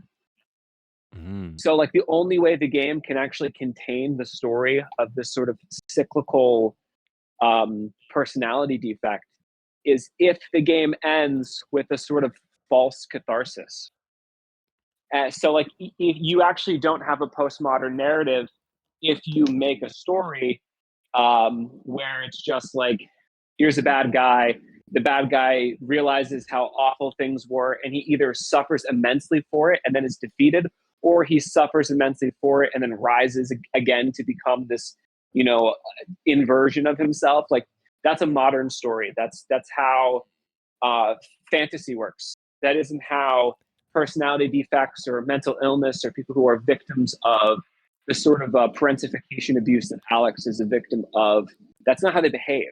They actually just make the same mistake over and over again, and they tell themselves that they're better. And then they go, oh, things are really bad. I'm going to do a little bit of LSD. Oh, I no longer have ego death. Everything is great. My life is amazing. I'm God. I'm so wonderful. And then, like, you know, all of the things build up again, and they fuck their life up once more. And then they repeat the cycle. And then the computer resets, and now you have to get back to the year 2000. If you see the metaphor and you sort of see what the game is doing, anything else would be a betrayal of the themes. Yes, because if I'm remembering correctly, at the end of at least the version that I played, 1.0, Alex passes the baton to us, the player, and we kind of beat the game for him, if I'm remembering correctly. Well, he also tells you that you're him and you're destined to destroy reality, though. Yes. So he tells you that you can't do it. He tells you that you're destined, you know, to mix metaphor here, to become your father. You are going to make the same mistake as him. You actually can't be better. He has remember, like, he has a false messiah who tells him, like, the whole revelation, everything that he does is from, you know, following this sort of fantastical false messiah that he invents. This sort of like so like he has this you know, sort of like wounded feminine sort of like feminine psychic wound that like all of his fantasies are trying to cover up. And Yes. you know, the thing that emerges from it is this woman made of plastic who has absolutely no she's not flesh and blood. She's a toy. She's a real doll. You know, it's not, there's nothing like actual about it. It's all fantasy. And even in his fantasy, he's told he's destined to become like his father and destroy reality. So it's like no real revelation can come from following a sort of, you know, plastic messiah like that. Yeah. It ended. Yeah. I have thoughts on this, but I don't know if anybody's interested to hear Go them. ahead, Danny. Yes. Okay. So I think that what you're saying, or at least the way I interpret it, is that he's. Let me think on how to phrase this, because I think it's important. He kind of justifies his behavior in a way by inventing a destiny which makes it unavoidable. Like, I cannot be better, and so you should appreciate that I'm doing my best, but it is my destiny to be my father. It kind of lets him off the hook also, yeah. It's I mean, there's a lot of angles to it, right? Like, and I think part of the reason why it sticks with people, you know, obviously there's good reasons and bad reasons it sticks with people, but people who do like it and think about it a lot, or maybe even people who are unsure of why they can't get it out of their mind, there's conflicting reasons for why Alex does the thing he does. So it's like, you know, you the way that you've characterized it is something that he's designed almost intentionally. That it's like he's crafted this, which interestingly enough is very similar to what the Essentia does. The Essentia has crafted this elaborate grand narrative for Alex. And, you know, first the Essentia tells Alex the story about himself, that he's destined to destroy reality, and that he has harmed her in all corners of the universe, in every reality. You know, no matter what, he always hurts her, but she loves him so much that she's going to save him. And the way that she's going to save him is to have him abandon life and to not even try. And the thing that will make him free is to just let it all go and to give up. And that's the only way he can't hurt her anymore, is to just give up. And then he tells you the same thing is true about you. He says to you, in every reality, you have messed up. You've always messed up. And maybe it's going to be different this time, but I've shown you that it's like a law of the universe that you always fuck up. And I'm telling you that you are me, because I need you to think that I need to not feel alone, by crafting this story for you. And but that's the postmodern role playing part. That's the grand narrative about Alex that's now told about you, and now you as the person who's role playing the postmodernist, you have to grapple with that grand narrative in the same way that we all have to grapple with the grand narratives of Freudianism and capitalism and Marxism. These are things that we're told we have to use to interpret life, and we can't escape them. There has to be some level of skepticism towards them, and the skepticism is only there if we are stepping outside of them by declaring them to be narratives. Yeah. Is the ideal world for Alex one in which he just goes and gets the groceries and becomes a functioning person? The ideal world for Alex. That's a good question. I think Alex though needs. I don't think he can get over that wound through sheer will. I don't think it's a matter of just willing himself to clean his room and wash his penis and all that. It's more complicated. And if it was as simple as just following 12 easy rules, I'm sure he would have done it. Is he going to be all right if he just watches Jordan Peterson? He's like, I need to start taking multivitamins and, getting the groceries and becoming a normie. Jordan Peterson's grand narrative about why he is the way he is might be more useful to Alex to will himself out of specific elements of his situation, but ultimately it's not going to fix the foundation. He needs some deeper level of forgiveness to heal him, and he has a lot more things he needs to grapple with in his childhood. The carnivore diet wouldn't save Alex, no. That's heavy stuff. It's quite a lot to take in. Danny, did you have a question? I believe we have about 40 minutes left with Andrew and Brian, and there is something that I really wanted to cover because I don't think it has ever been done in video form. But in the Discord, you talked about some of your cancelled projects, I believe before and after YIIK. And one of them was the original idea for YIIK 2.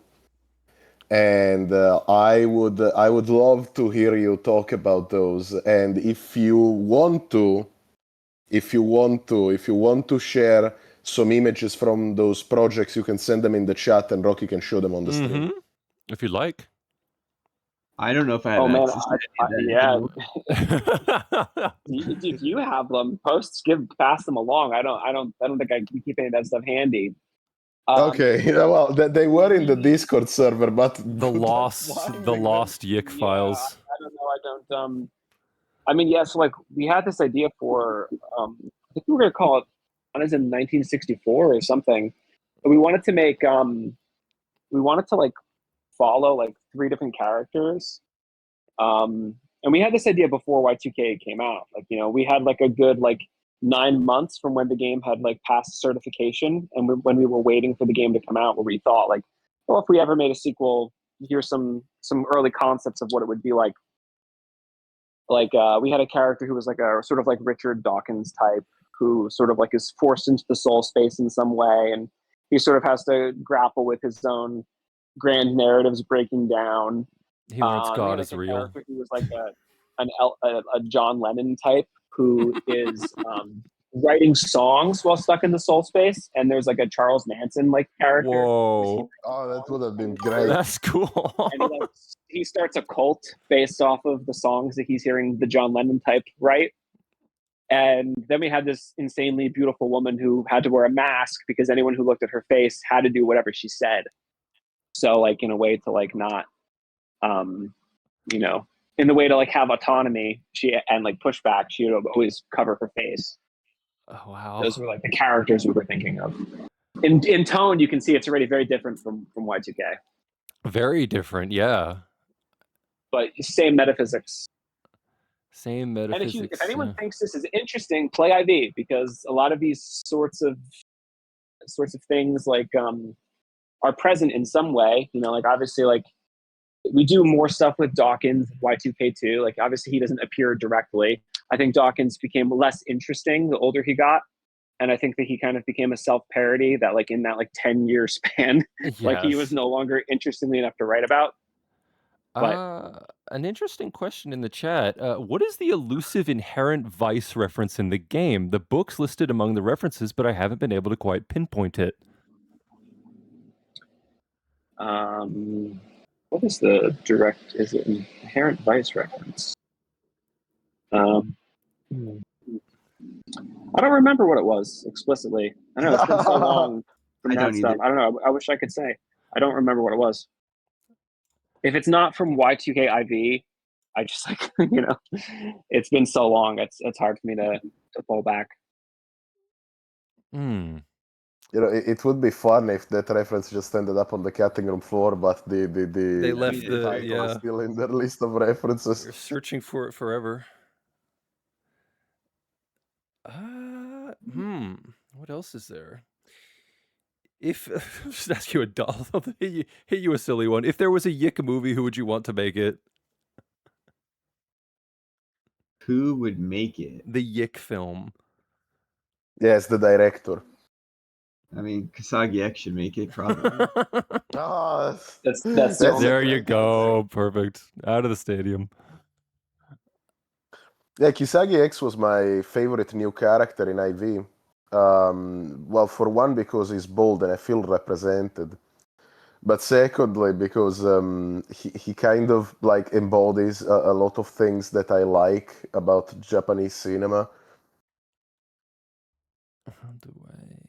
So there's I would like to talk about YIIK if you guys would go like to ahead. hear Yes, I want to learn more. about I him. would love to talk about YIIK.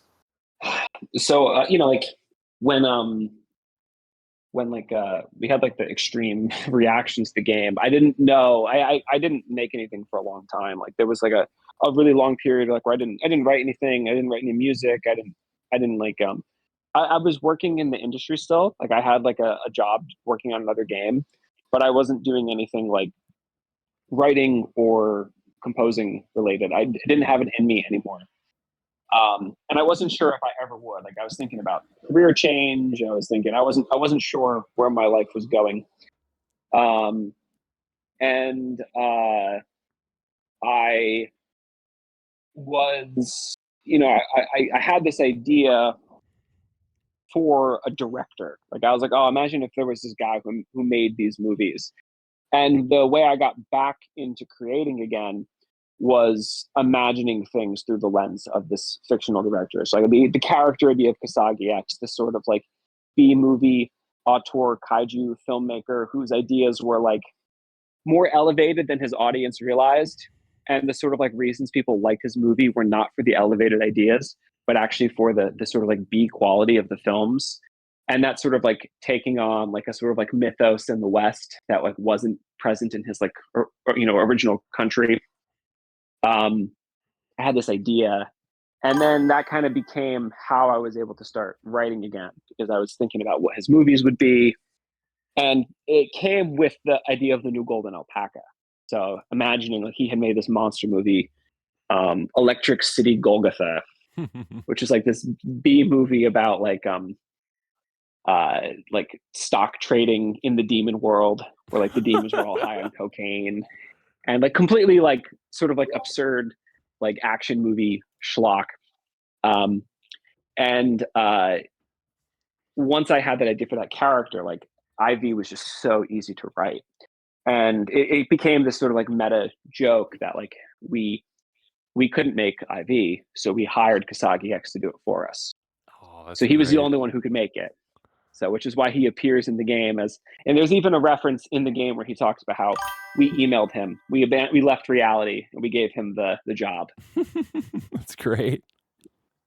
Okay, so that was one of those things that I was overthinking for the longest time, and now you explained that it is like an inside joke, so I can stop overthinking that one as well. Thank you. Oh, perfect. Well, inside jokes tend to lead to elaborate metaphysics with me and Brian. So there's Okay. plenty of stuff to think about. Creating. I do really enjoy the metaphysical aspect of the game. I think it's a really interesting universe, and I can't say this, but I am aware that there is a new game in the works, and I believe it's not related to YIIK, but I do hope that like the metaphysics of YIIK come back in some form that's very different from Alex's world eventually. We are making a new game. Oh. It is just as like metaphysically ambitious as like the Y2K lore. It's different. It's a different world. And it's not Y2K related. But I can say that like if you find like the sort of philosophical stuff of Y2K interesting, there's plenty of that in the new game. But yeah, we've been working on our new game now basically since the release of IV. We had like we did some concept art and some modeling wall making IV, but we've been working on it full time since the release of IV. And it's a much more ambitious project. Like we're using performance capture for all the cutscenes and facial capture and motion capture together. And it's everything that we learned from the making the IV cutscenes, we've just blown out of the water. Like the IV cutscenes look like trash compared to what we're doing now. As a warning, 2020's audiences are all fandom brain now, so any illusions or gags will be mistaken for deep lore linking your game into a single universe. Thank you, Gaspar. I'm aware of that. I don't think people will make that mistake, but we'll see. They can. If they want, if that's how you want to enjoy it, go for it. We're getting Kojima scammed into the game. Yeah. Oh Jesus Christ! I need to do that. I need to be in their next game. Yeah, they gotta have Danny walking around. Because I am in IV. Motion capture. If you pay for your flight and your hotel, you can be in the new game. Enter the YIIKverse. I'm broke right this minute, but as soon as I get more money, I will fly to New Jersey. Any crypto scams work out for you? I will sell should the crypto scams work out. Yes, as soon as my crypto scams work out, I will fly to New Jersey. I will pay for my hotel, and I will be body scanned for the new game. Some guy 3078, is there any platform exclusive content, and what would the Wii U version have been like with the gamepad? Also, how difficult was it to get it on consoles and getting in contact with the big three? That's a great question. Yeah, it's a great question. It was annoying having to deal with the gamepad because everyone wanted exclusive stuff and it just added so much work. So thankfully the Switch came out and we didn't have to do it. We had ideas, but like ultimately, like I don't think it would have made the game any better having had the gamepad integration. But Nintendo was ahead of time because now we all look at our phones while we watch TV. So they wanted you to be looking at your gamepad while watching TV. But actually we were we had like someone from PlayStation played the demo of Y2K the same time that our publisher found us. So they basically just played it and said, "Hey, you want to put this on PlayStation?" And we said yes. And we already had a relationship with Nintendo before this because they had seen some Two Brothers stuff, and we were going to try and make a new version of Two Brothers for Wii U So like they were aware of us, and we met with some people from there. So we had a relationship there. And then like with like Xbox and stuff, like you just meet these people at like conventions. You go to industry things and you show people what you're making. If you actually like go to a game convention in person, you'll be surprised how small the industry actually is. Yeah, everyone knows everybody. Yeah, or you can at least figure a way to get to know them. Something I've been dwelling on, says Despair YS, is the whole game on the Onism forum. It goes into a lot of metaphysical stuff, which seems like it might matter to the main story, even if some things are addressed differently, or not addressed at all. So I wonder if the connections that can be drawn from that between the posts would hold any water that could contribute to one's reasoning about the game. Was it all in his head? I think that to understand the way Alex sees the world, you have to read Onism, because Onism is his Bible. Like that's how he gets his understanding of things. So I think that people who don't read Onism, they only get they have a more shallow like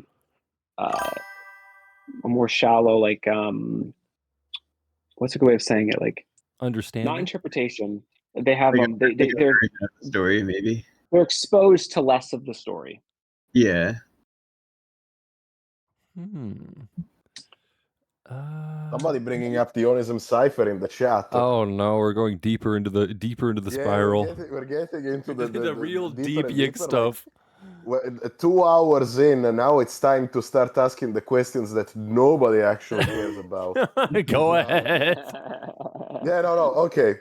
YIIK iceberg. I saw somebody ask who my favorite Japanese director was, and I would go with Masahiro Shinoda.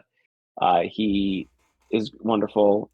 He has a movie called Demon Pond that's really good, and Himiko is really good. Ooh. I also like I think his name is Seijun Suzuki. Oh yes. Made, I love Seijun Suzuki. That's a great movie. And also there's a movie called Missy who directed the film. Demon Pond. I'll put that on my watch list. Yeah, me too. I've never watched it before. No, I've never seen this director's movies. A Taxing Woman is a wonderful Japanese film by Juzu Itami. He also made the masterpiece about food, and what's the movie called? Tempopo. Yes, yeah. He's great as well. So this are probably my 3 favorite. Oh wow. Very descriptive title. We have YIIK's gets a question. I don't even know what this is. This is like, how do you get out of the dungeon using the wizard's key type questions? Like, I can answer that. Yes, but it depends on which ending 3 you mean.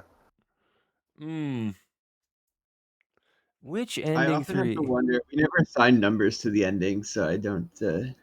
Well, there is this idea in the fan base that there's like a third hidden ending, but there's like, less than 10 as we established. So there's a fan base? Oh, wait, some guy 3078 said not the party ending. Well, okay, Mr. Expert right there, who actually knows what we're talking about. I don't know. Yes, I was referring to the party ending, and of course you were referring to one of the other ones. I think I don't know if I have any more questions. Danny, did you? You were going to ask about I have a. Oh, what was I going to ask? Sorry, go ahead. What was I going to ask? I'm sorry, I forgot. You had said something about the battle mode before. Oh yes, the initial release of YIIK 1.0, the battle system. Were you satisfied with it on release, and why was it changed so much? On release, no. There was times during development where the battle mode worked okay and it was good, but then like we would change it for other things, and then it would start to become less good in other sections of the game. Oh my. And then something happened by the time release came where the balance was off at certain points of the game, and it just kind of made it a little. And we originally wanted a traditional turn-based battle system. But a lot of people told us that it should have mini games and how no one was interested in strict RPG combat anymore, and that like basically we should like make the battle system better by adding in mini games. And to be fair, the mini games played well at conventions. Like people were interested in them. They worked okay in certain contexts, but across the full game, they didn't scale and change enough. And there's a version of it that could have worked, but like it was it was half baked for how long the game was. So like it's not what we wanted. Like we originally wanted a battle system with like abstract backgrounds. Yes. Like if you look at our original mock-ups, the battle takes place in a yellow background with these really harsh shadows, and like we had wanted the camera to move around a lot more. And by the time you have 1,000 people tell you, oh, your game's gonna suck unless you do X, Y, and Z, you kind of get something with like the least amount of personality possible. Yeah. And then when we get to IV, we have this incredibly elaborate system where all these the bleed Dracula thing keeps popping up, and you've got all these status effects and cars. I'm like, oh my god, you've definitely seems more attuned to your tastes. I think that's true. Think so. Yeah, I like the actually. Oh, sorry. I think it's fun. I think it's. I can say I'm happy with the IV battle system, and if you still don't like it, then I guess we just have different tastes in games. But I like it. I think it's. Well, I found the IV battle system really fun, and I especially enjoyed strategizing against the secret boss, which unfortunately I've forgotten how to unlock it. So I like all these deep YIIK lore references. I'm like, okay. It's honestly really bad because I forget how to do so much of that stuff, and then every once in a while I'll get like a message from somebody or like an email where someone wants to know how to do it. I'm like, oh, dude, I don't know. Well, I had fun that one time that I fought the boss, and I'm probably never gonna be able to replicate it. It can be done. There's like a semi, something that gives the illusion of the real time nature of the battle system, even though things wait. It's like it's something exciting about the idea of bleeding out while trying to do actions. Like you gotta bleed out before you bleed out. You have to kill your enemy. That's what interests me these days. It makes it really quick and fast.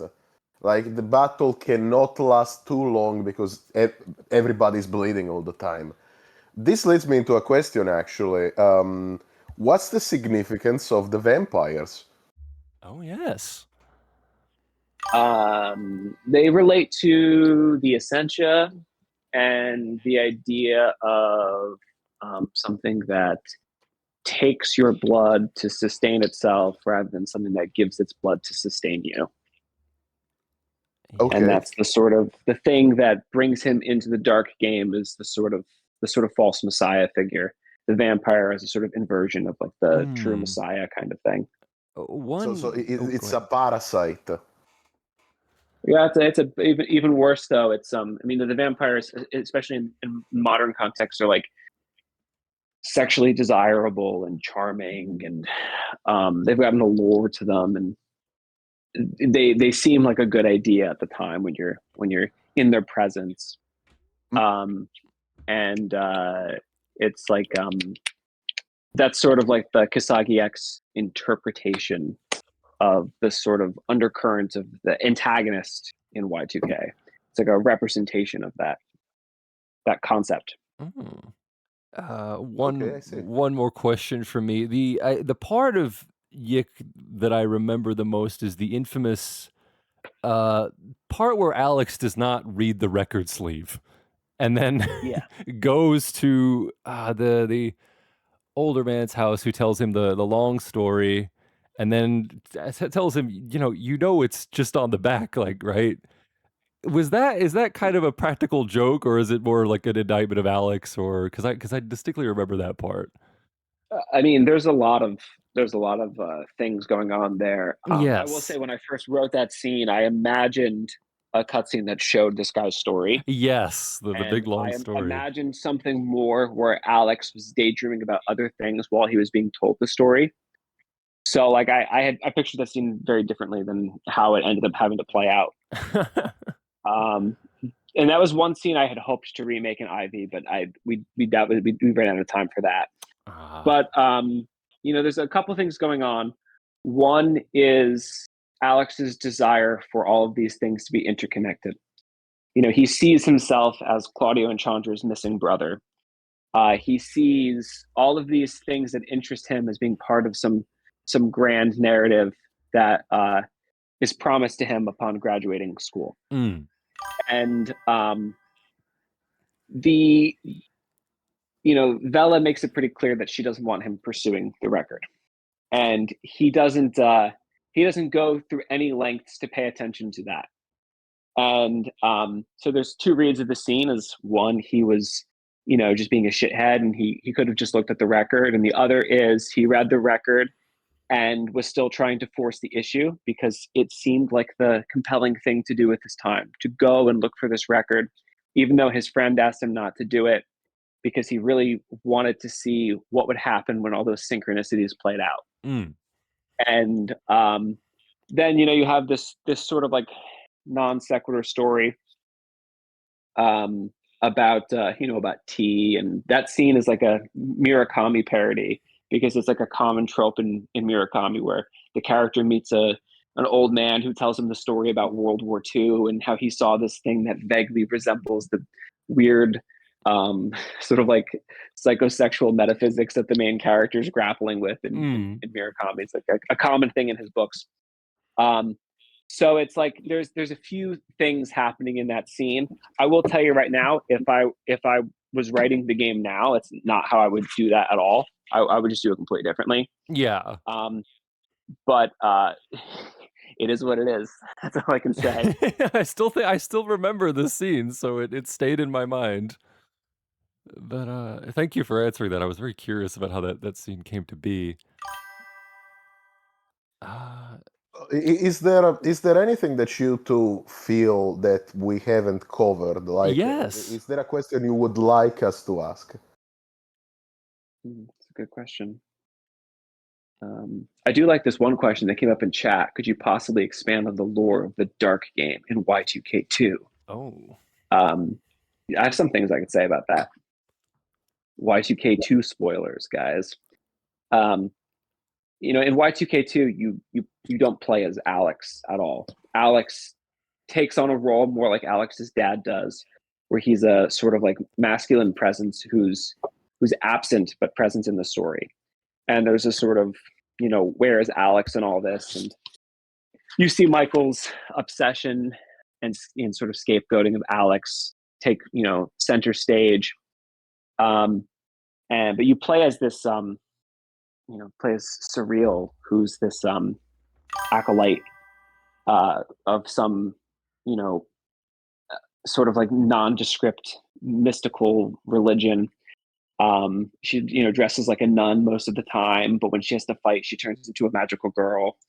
And at the beginning of her story, she meets the Virgin Mary, and she's given a sword and told to save the Onism man, and given 2 familiars. And she doesn't have Carta in the traditional sense.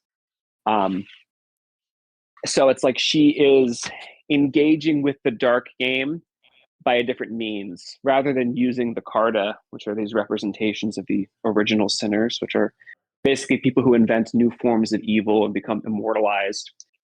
She's using these, cosmic entities to engage with the game. So it's like she's entering into a domain where she is not a player, but she's trying to play the game. And then you've got Crow on your party, who does have traditional Carta, because he is someone who's addicted to the Dark game. So it's like the lore there is about like the sort of intersection of someone who wades into the blackened pond to try and, not become corrupted by it, to help someone who is. If you have no idea what any of these terms mean, this is exclusively for Y2K IV players. Yeah, I was going to say, deep lore. Yeah, no, I would say even in our previous episode, we didn't delve too much into the actual metaphysics and how the universe of YIIK works beyond Alex, because our or at least my priority in that stream was to kind of dispel an idea that had been created around the game, which I didn't feel was at all accurate. And one thing that surprised me, and I want to say this in front of Andrew and Brian, I was not expecting either Rocky or the chat or the commenters on YouTube to be so open-minded. Oh, we're very curious. I was really impressed. Not because I had any bad opinion about you, of course, I just didn't know you. And I thought that I would basically show up for a struggle session. No. The thing with YIIK that always fascinated me was I wanted to know, the kind of mindset that produced. I'm like, it's such a deliberate game. I was like, how did this come to be? And I constantly thought like I wasn't quite grasping the whole thing. So this has been a very clarifying interview. And Chad, I hope this has been clarifying for you too. If there are any more questions, Well, I have a question, but it's very specific. Oh, okay. I would be the only person interested in hearing this. Okay, yeah. Of course, we know that in IV, the role of Michael has been expanded substantially, and he's the character I find the most interesting personally. But there was like a hint in the very first version of the game. There was a hint already that he had like surreptitious motives, and that he may have been aware of what was going on some level, which was the scene where Alex goes to Michael's house, and Michael's house has suddenly changed, and then Michael's mother or grandmother, I can't remember at this moment, she says like, "Oh, Michael's sick." And when Alex confronts him on the street, he goes like, "Oh, weren't you sick?" And Michael goes like, "Oh, yeah, but I got over it." So you there is that hint in the very first version of the game, but then it's not followed up on, or Michael ascends. Was it followed up on and I just didn't catch it? So I think that this is it's one of those things that exists in the subtext of the game, for better and for worse. So Michael announces himself to be the creator of Onism 1999, and when you pay attention to that website, it's literally like one of the worst places on earth. It's like the shittiest website. And so Michael's this guy who who presents as this sort of like semi-cheerful little bit of ribbing character, but he's made this like hole of depravity, and there's a sort of tension between what you have in that with that website, with how Alex talks about the fact that Michael moved away, the fact that Michael often makes semi-antagonistic comments towards Alex, and but they're almost always ignored by Alex. You had another one of those examples where something isn't quite right, and it isn't quite obvious how much of what Alex is showing you is cope and his sort of reframing of things.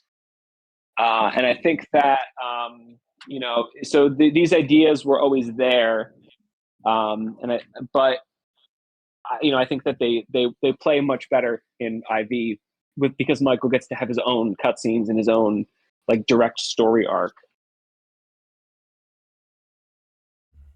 Yeah. There's a schizo question in the chat. Oh boy. Which is there any specific reason that Wilfred, when used in battle in the Cape Juno section of IV, uses the same voice lines as Michael, or is it simply a coding limitations? Always wondered this since playing.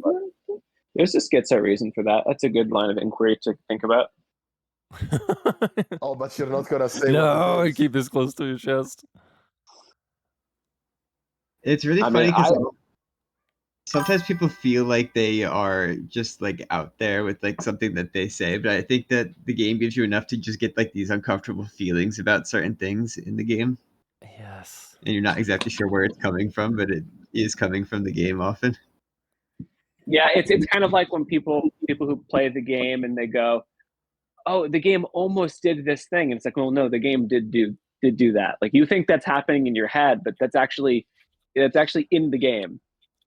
Similar to the YIIKophrenia that you can get from playing it. YIIKophrenia. It's YIIKophrenia. a real medical condition that many can come down with after exposure to True. I mean, you YIIK. think you're having a conversation with me and Brian right now, but you're all No. alone, buddy. No, yeah, I've just been imagining this whole thing.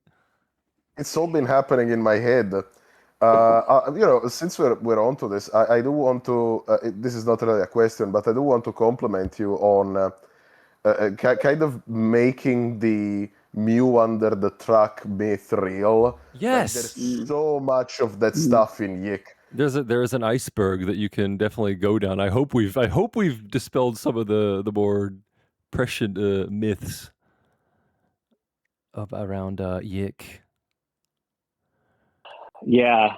Well, I mean, some of the comments that I had seen from the screenshot sent to me by Jennifer were like, it's just like so interesting how I think people, like I saw someone talking about like there was a blog that the developers had where it was obvious, it's always singular, right? Like the YIIK dev, like it's just one guy who made it. The mysterious the YIIK dev dev obviously had a personality disorder.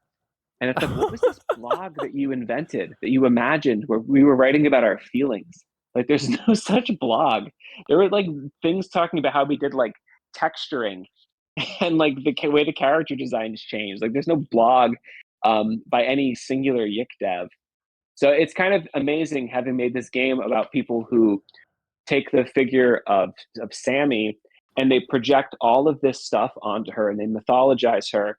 And they sort of like live in a false reality, having made that game and then have that same thing happen to us. Yeah. Where a bunch of no-name anonymous people on the internet go, "Oh, I know this thing about this person. I read their blog and they have a personality disorder." It's like, wow, you invented a blog and you convinced yourself that you read it.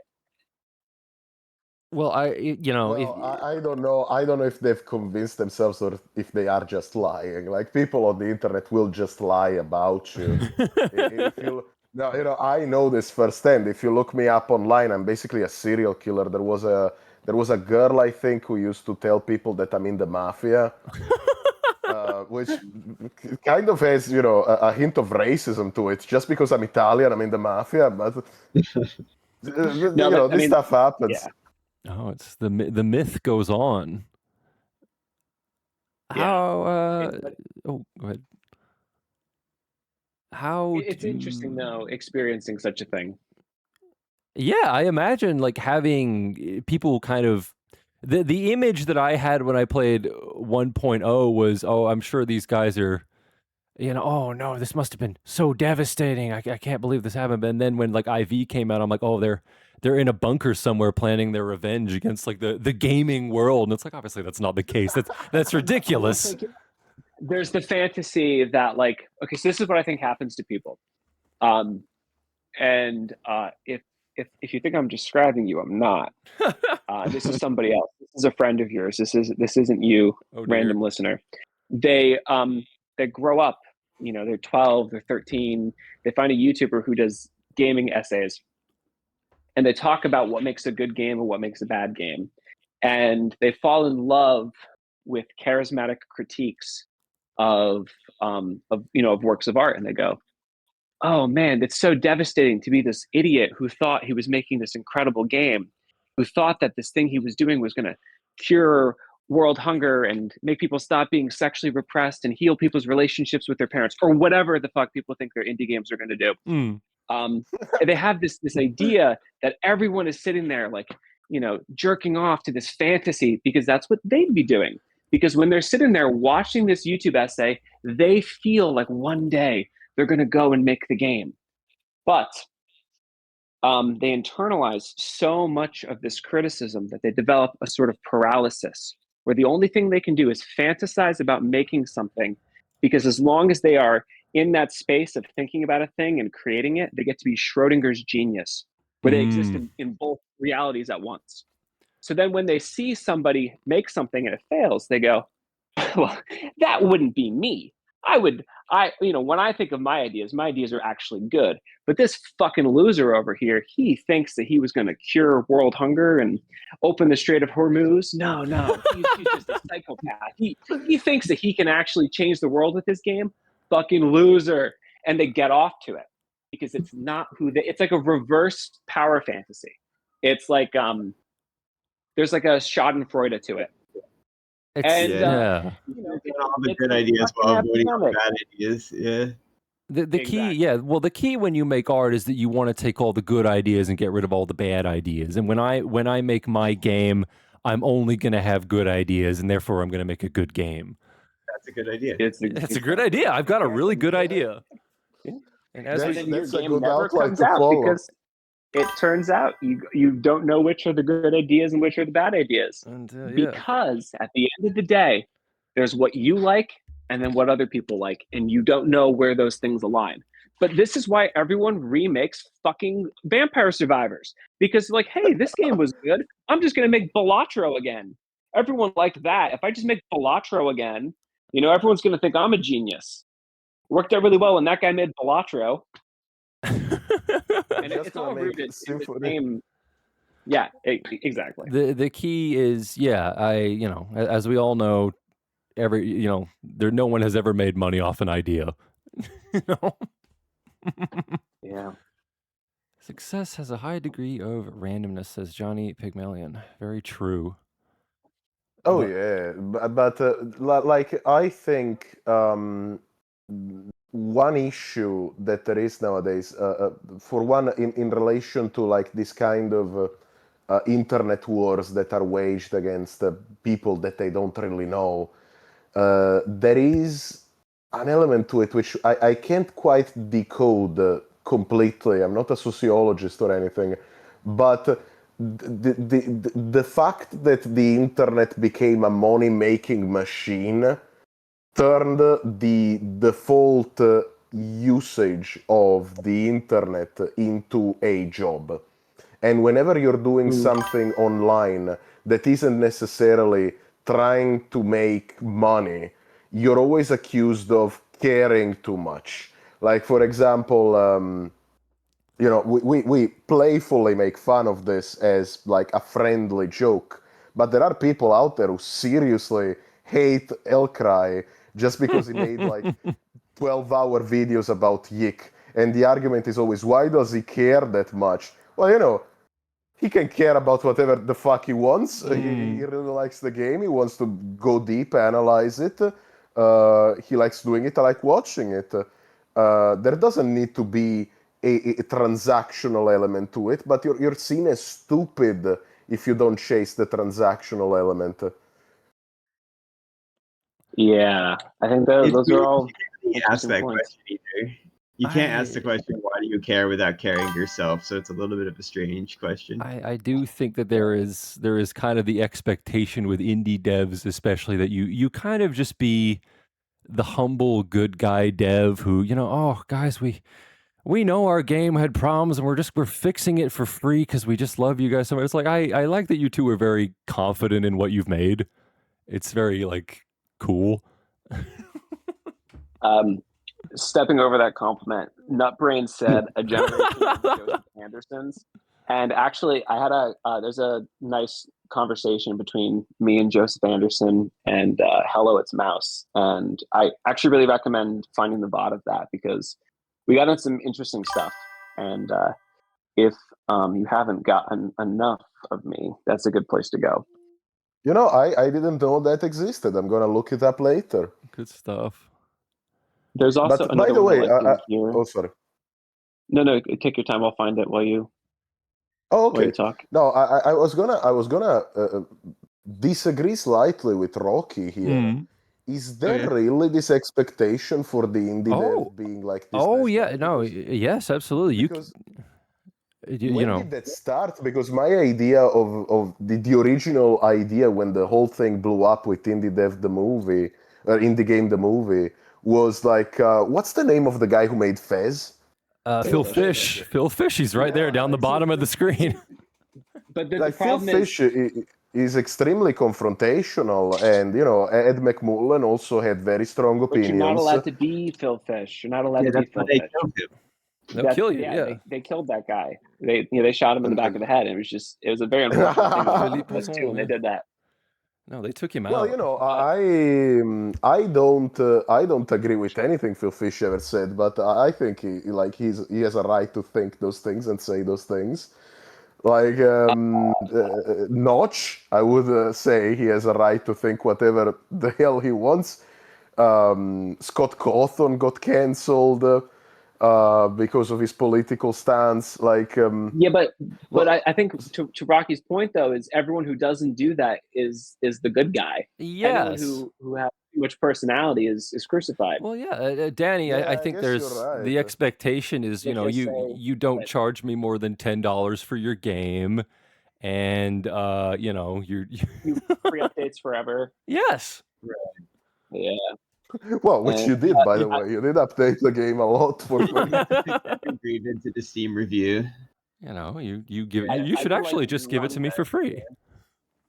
There's one question. What indie game would Alex say he was going to copy to make his indie game? I have the perfect answer because I've thought about this. And the answer is Bug Fables, because he's not going to make Paper Mario. He's going to make Bug Fables.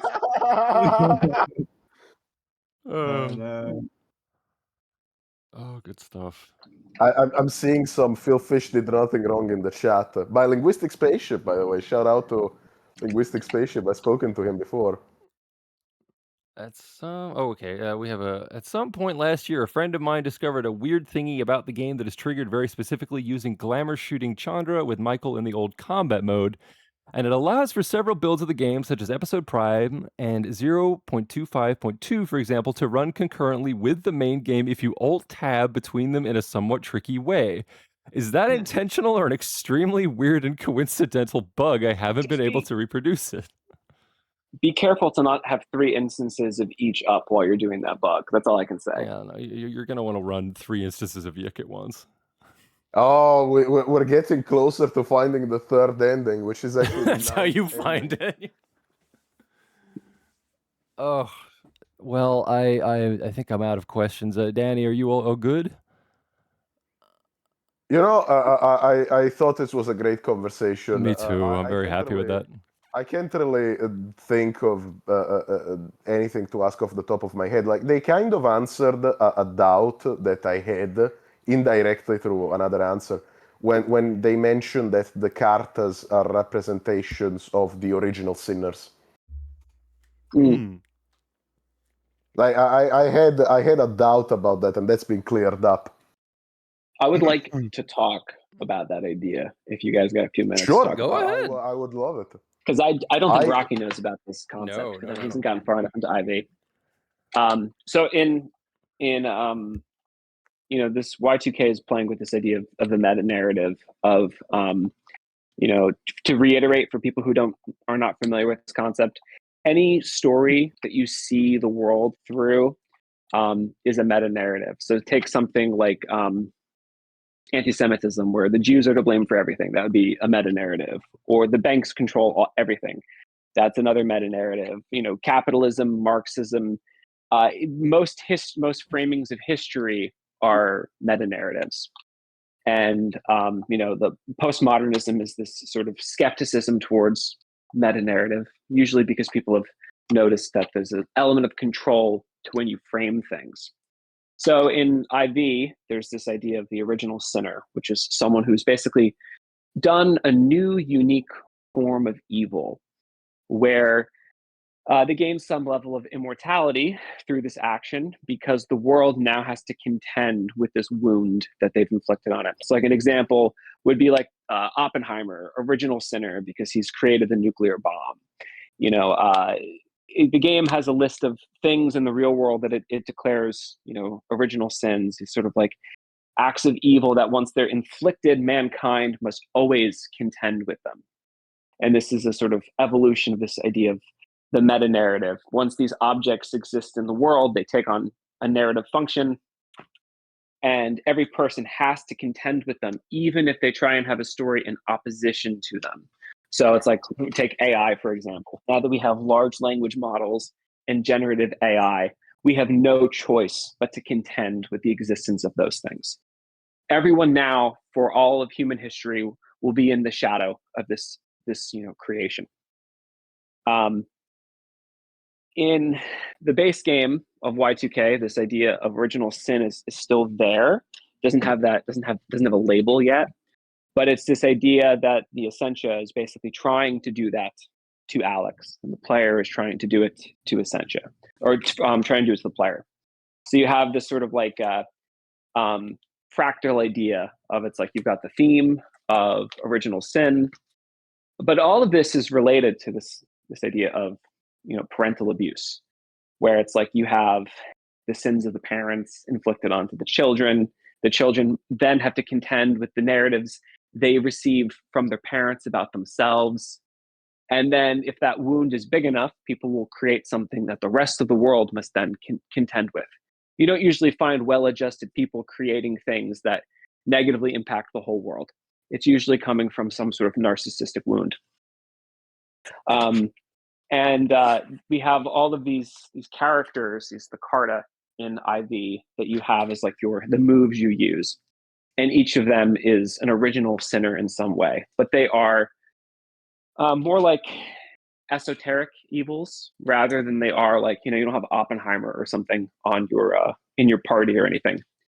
But if you look at IV, you'll see that this theme of basically like, there's a Fiona Apple lyric that I'll quote because it's kind of just easy. It's like, evil is a relay sport where the one who's burnt turns to pass the torch. So it's this idea of, once something bad has happened to you, you will usually just pass it on to someone else. And it goes on and on and on. And once you sort of read IV with the sort of like interpretive lens of original sin that the game gives you, more elements of the game's story that you probably didn't notice start to come to light. And you'll start to understand even more about what the game is saying, and even more about the characters and the metaphysics. So if you want to really go deeper into having YIIKophhrenia, think about this concept of original sin. I am become YIIK, destroyer of worlds. Yeah. I think we tweeted that once. You did. Oh, really? There you go. That's really funny. Ryan, Andrew, do you have anything you want to promote, or just YIIK? Play YIIK. Everyone should play Starstruck Hands of Time. Yeah, it's another game Brian and I worked on. And I did the music for it. Brian did the art for it. Developed by the super talented Max Ponaroff. So if you're curious about other things we've worked on that aren't YIIK, that's a good place to start. Another game I want to promote is a game called Afterbeat by Vitamin Games. It's formerly called Project Arrhythmia, so you might find it by that title on Steam. It's a really cool rhythm game that I did the story mode music for.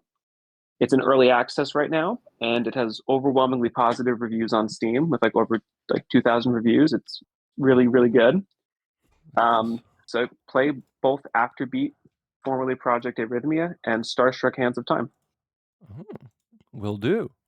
Thank you both so much. Danny, did you have anything you wanted to promote? Oh, no, I just wanted to say we can probably link to those games in the video description when we post this. Will do, definitely. Awesome. And thank you both so much for coming. I hope you enjoyed this chat. I hope you guys enjoyed this. This was really enlightening. I had a lot of fun. I hope you did too. Thank you so much. I guess I'll say. I hope letting me rant. No problem. I hope we did a good job spreading the gospel. The gospel of YIIK. We're converted now. All right, guys. See you later. Thanks Good a lot. night. Bye. Thank you. Bye.